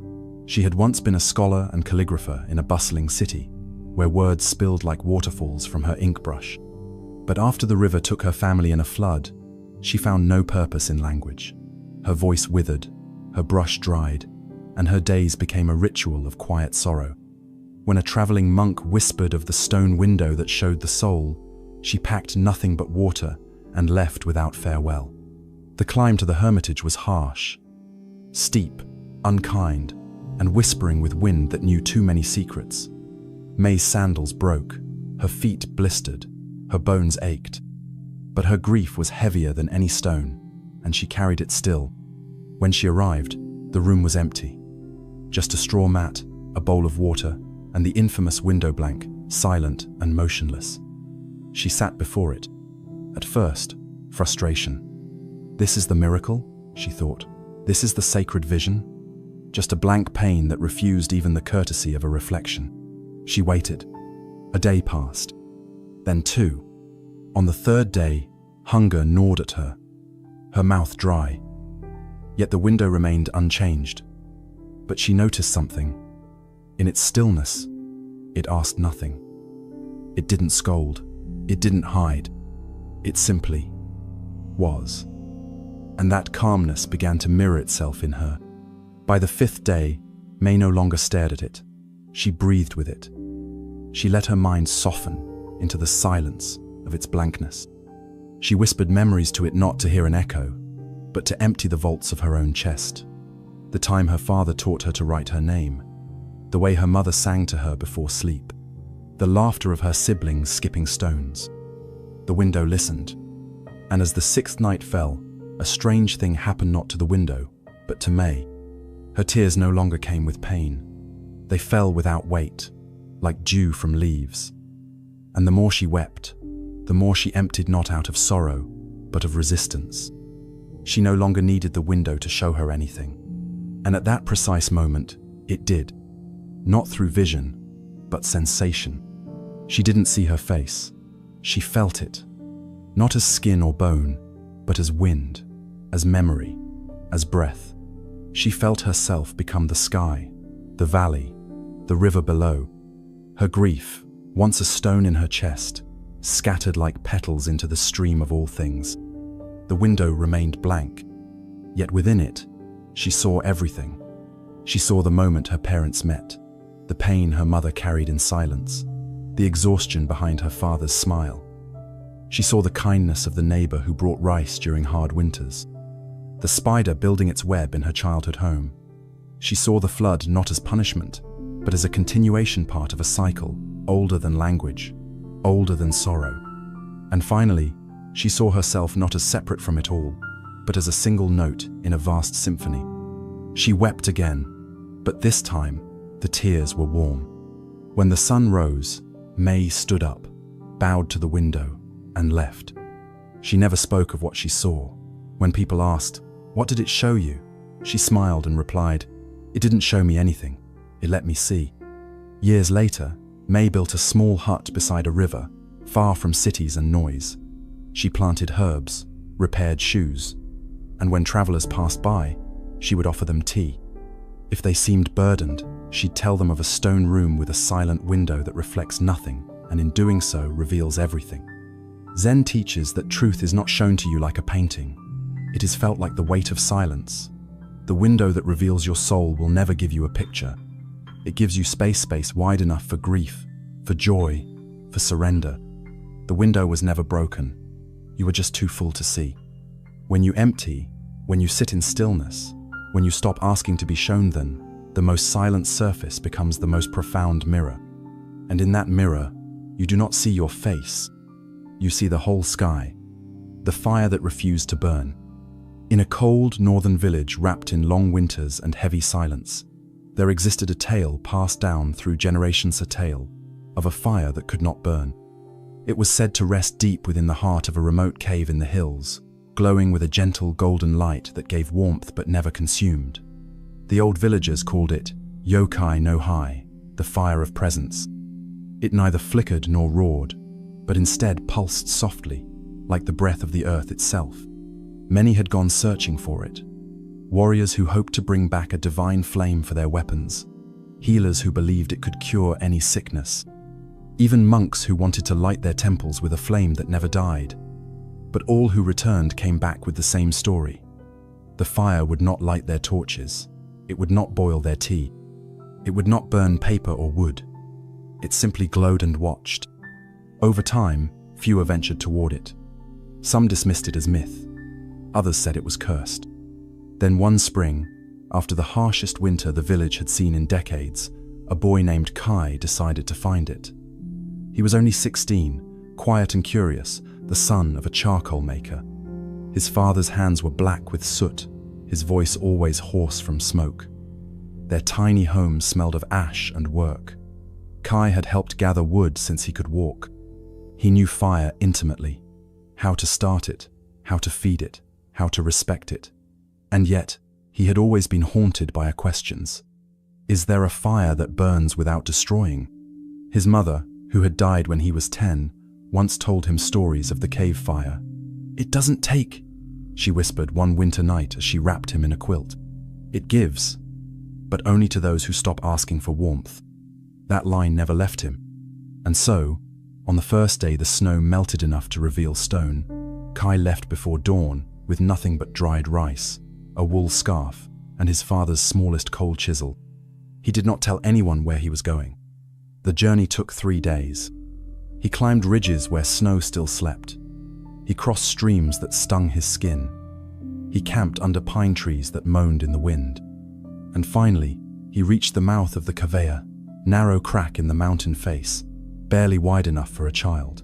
He dropped to his knees and crawled inside. The air grew warmer as he went deeper, not with the heat of flame, but with something more ancient.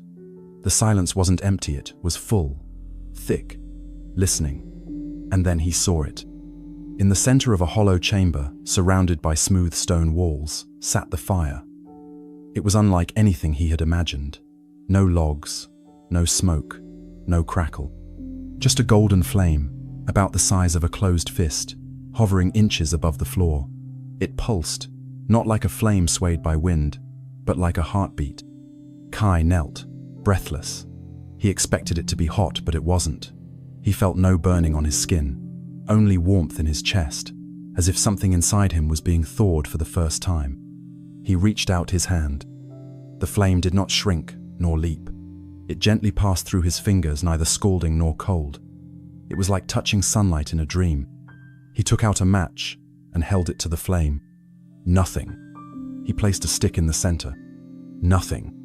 He held his scarf over it. Still, nothing. It would not burn.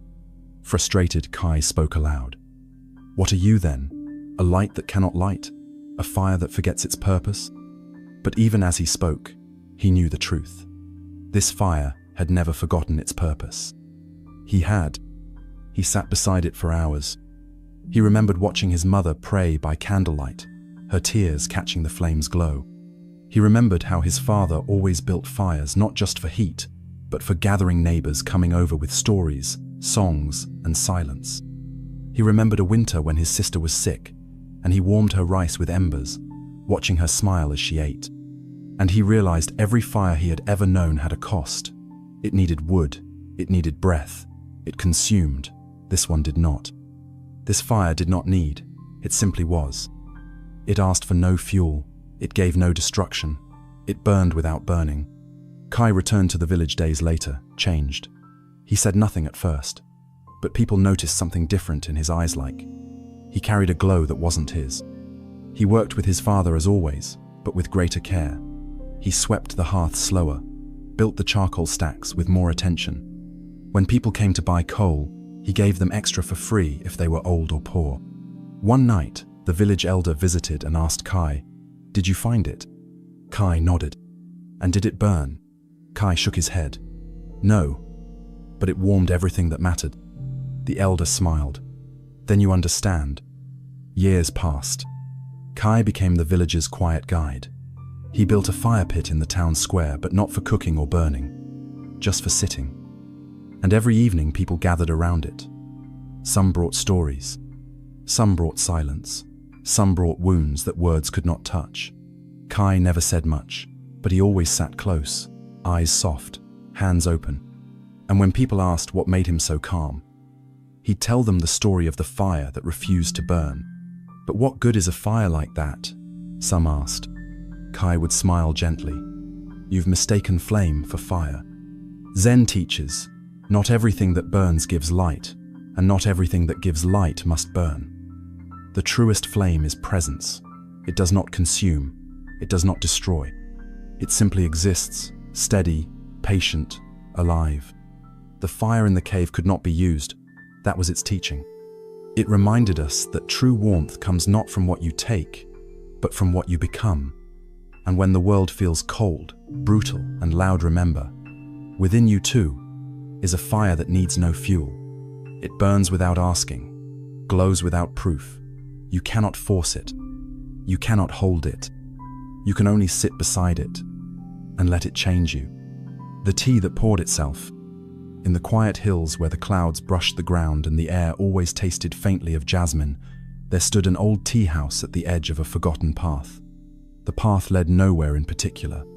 It curved around silent hills and crossed over still brooks, and most who traveled it did so without knowing why. Some believed the tea house was once a temple. Others said it was just an old man's home. But everyone who stumbled upon it agreed on one thing. If you sat inside long enough, something inside you would be poured out, and something greater poured in. The tea house had no name carved above its door, just a single wooden sign that read, "Sit and let it pour." Inside, there were no attendants, no visible master, just a low wooden table, cushions faded with time, and a tea set placed in the center, always warm, always full, always untouched. Travelers would enter with tired feet, confused hearts, or heavy minds.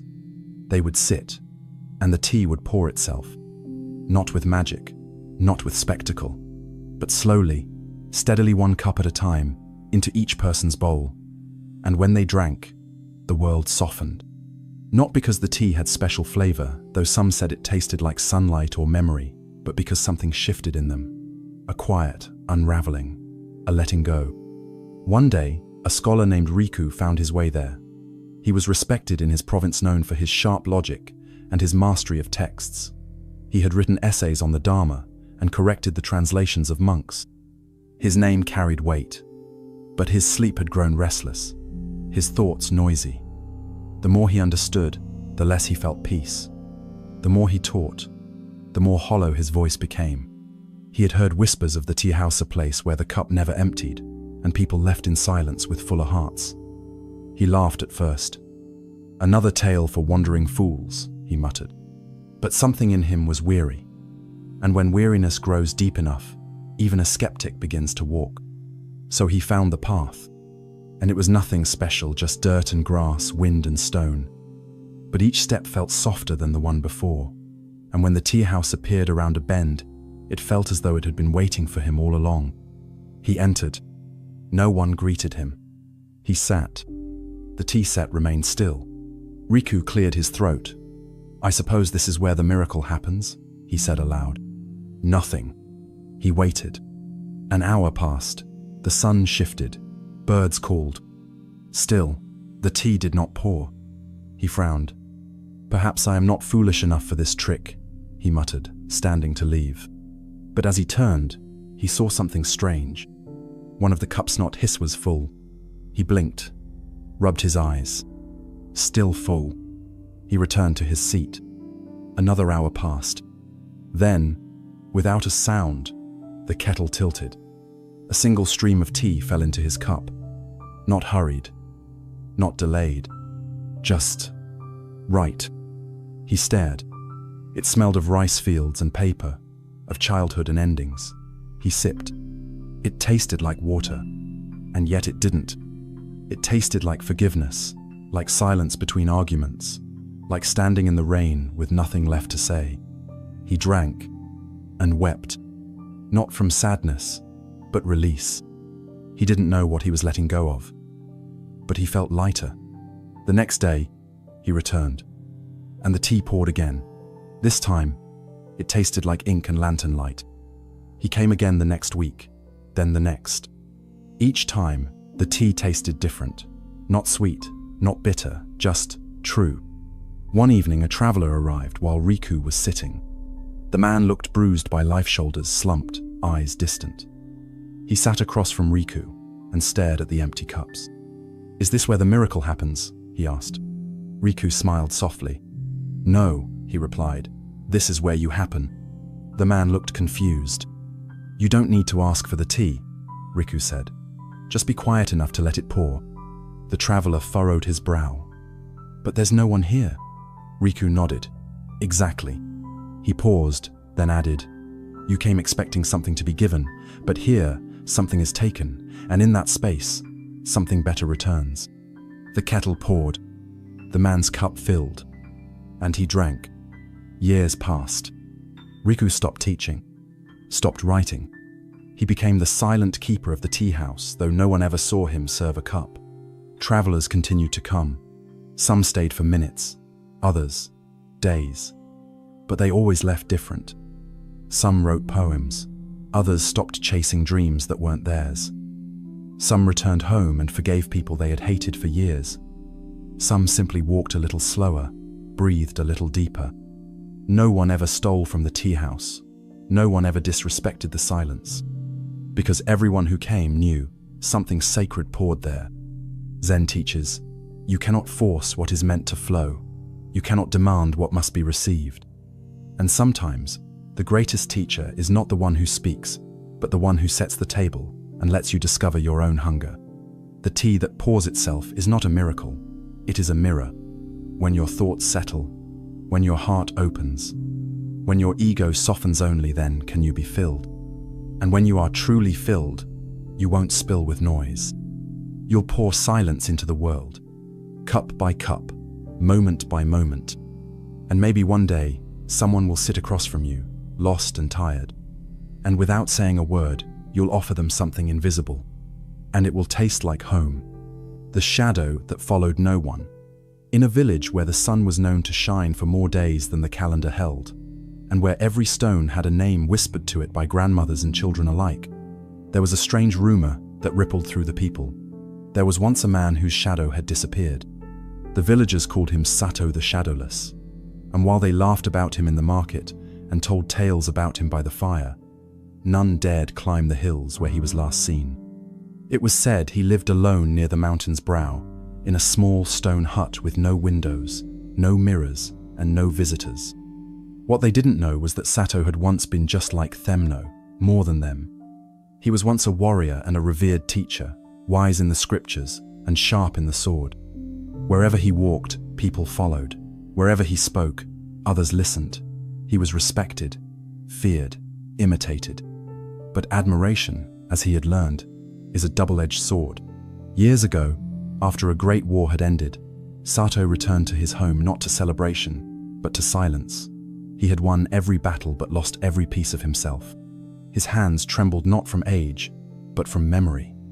His fame had grown larger than his own spirit, and everywhere he went, he could hear his name louder than his thoughts.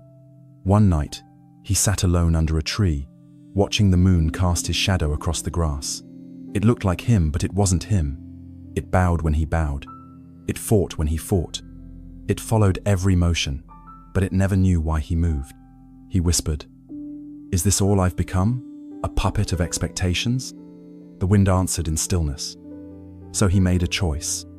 He disappeared, left behind his weapons, burned his scrolls, walked away from the name everyone loved. He climbed the mountain, took a vow of silence, and began to study the only thing left, his own self. Years passed. He lived simply, grew vegetables, watched the clouds, breathed. At first, he wrestled with his own thoughts like enemies. Every regret, every moment of pride, every battle he had won now haunted him like a ghost. But he did not run from them.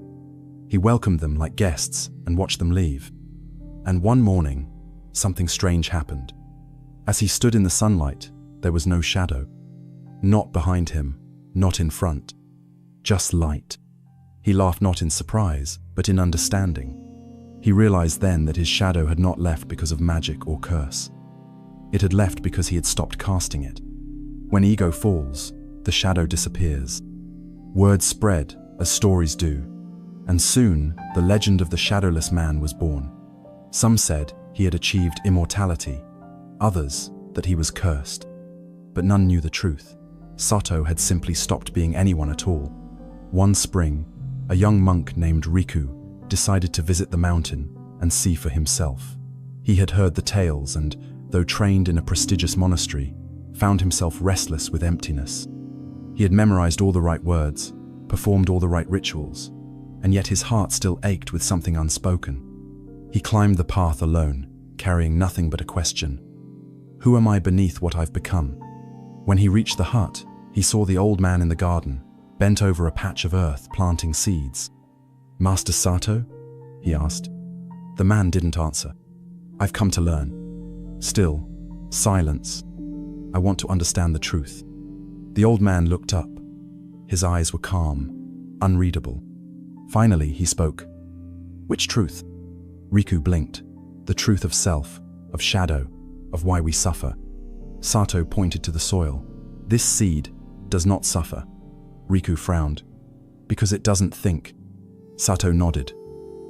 "And yet it grows." Riku sat in silence beside him. The days passed. They did not speak often. They tended the garden, boiled water, watched the stars.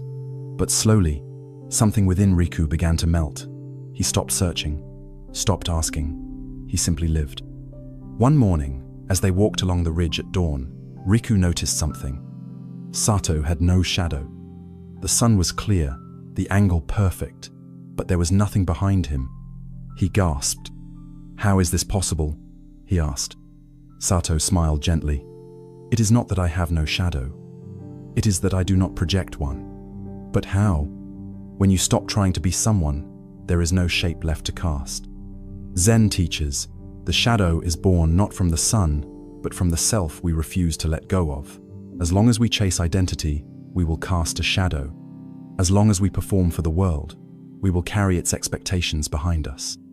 But when you surrender who you think you are, when you become simple like the earth, present like breath, then your shadow fades.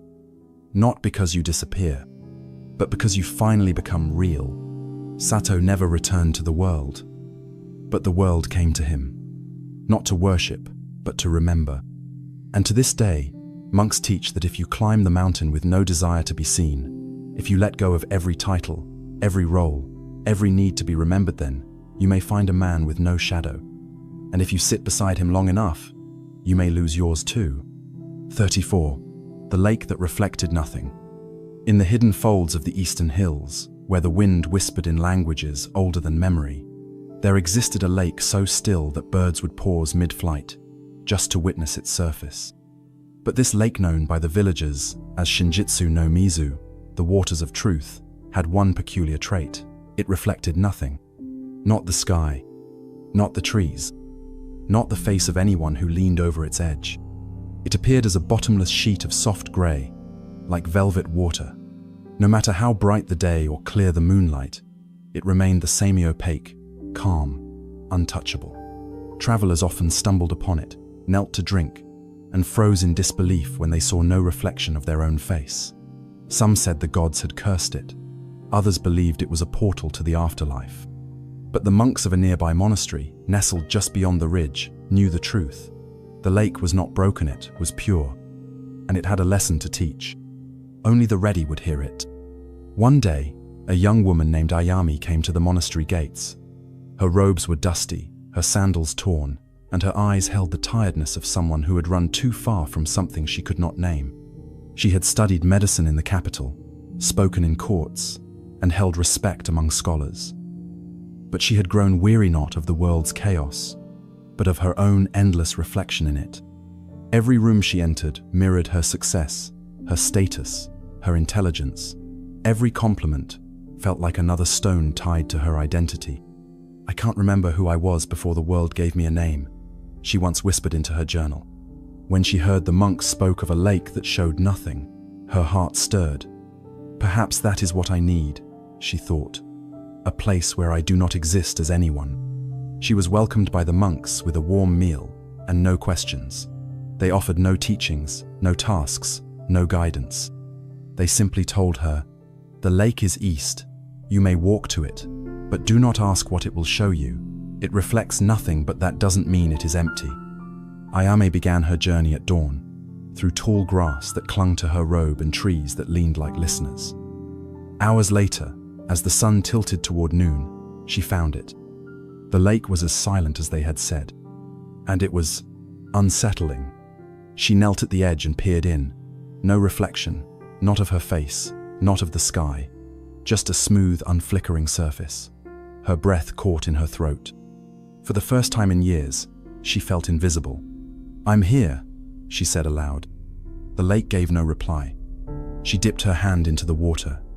It was cool, soft, not cold, not warm, like the temperature of truth, neither comforting nor cruel, just real. She sat for hours, then days. Each morning, she returned. She brought questions, regrets, memories, hopes. But still, the lake showed her nothing. Until, on the seventh day, something shifted, not in the lake, but in her. She no longer wanted to see herself. She stopped waiting for validation. She stopped expecting transformation. She simply sat and breathed. And in that stillness, the miracle occurred. Not in the water, but in her mind. She felt her thoughts slow, her memories softened. Her name, Ayame, no longer felt like a label, but a sound. Her past did not feel like a prison, but a story. Her future did not call her, it waited. And her reflection, though still invisible, felt alive inside her. She realized the truth. The lake reflected nothing because it did not participate in illusion. It refused to validate ego. It refused to mirror delusion. It only responded to presence. And the more she let go of needing to be seen, the more she felt truly seen for the first time. Years passed. Ayame did not return to the capital. She built a small hut near the lake's edge. Not to guard it, not to worship it, but to serve tea to those who stumbled across it, as she once did. Some stayed for hours, some stayed for weeks. They asked questions. She offered none. She simply pointed to the water and said, "Wait until it doesn't show you anything." That's when it begins to teach. One day, a boy came, crying from rejection and loneliness. "I look in the mirror and I hate what I see," he confessed. She brought him to the lake. "Look here," she said, "and tell me what you see." He looked. "Nothing." "Good," she whispered. "That means you're ready." "Ready for what?"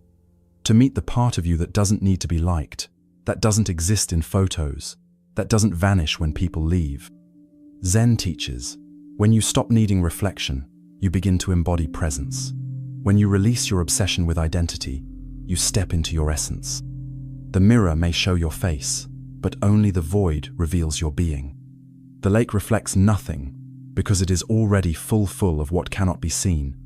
Silence, stillness, surrender.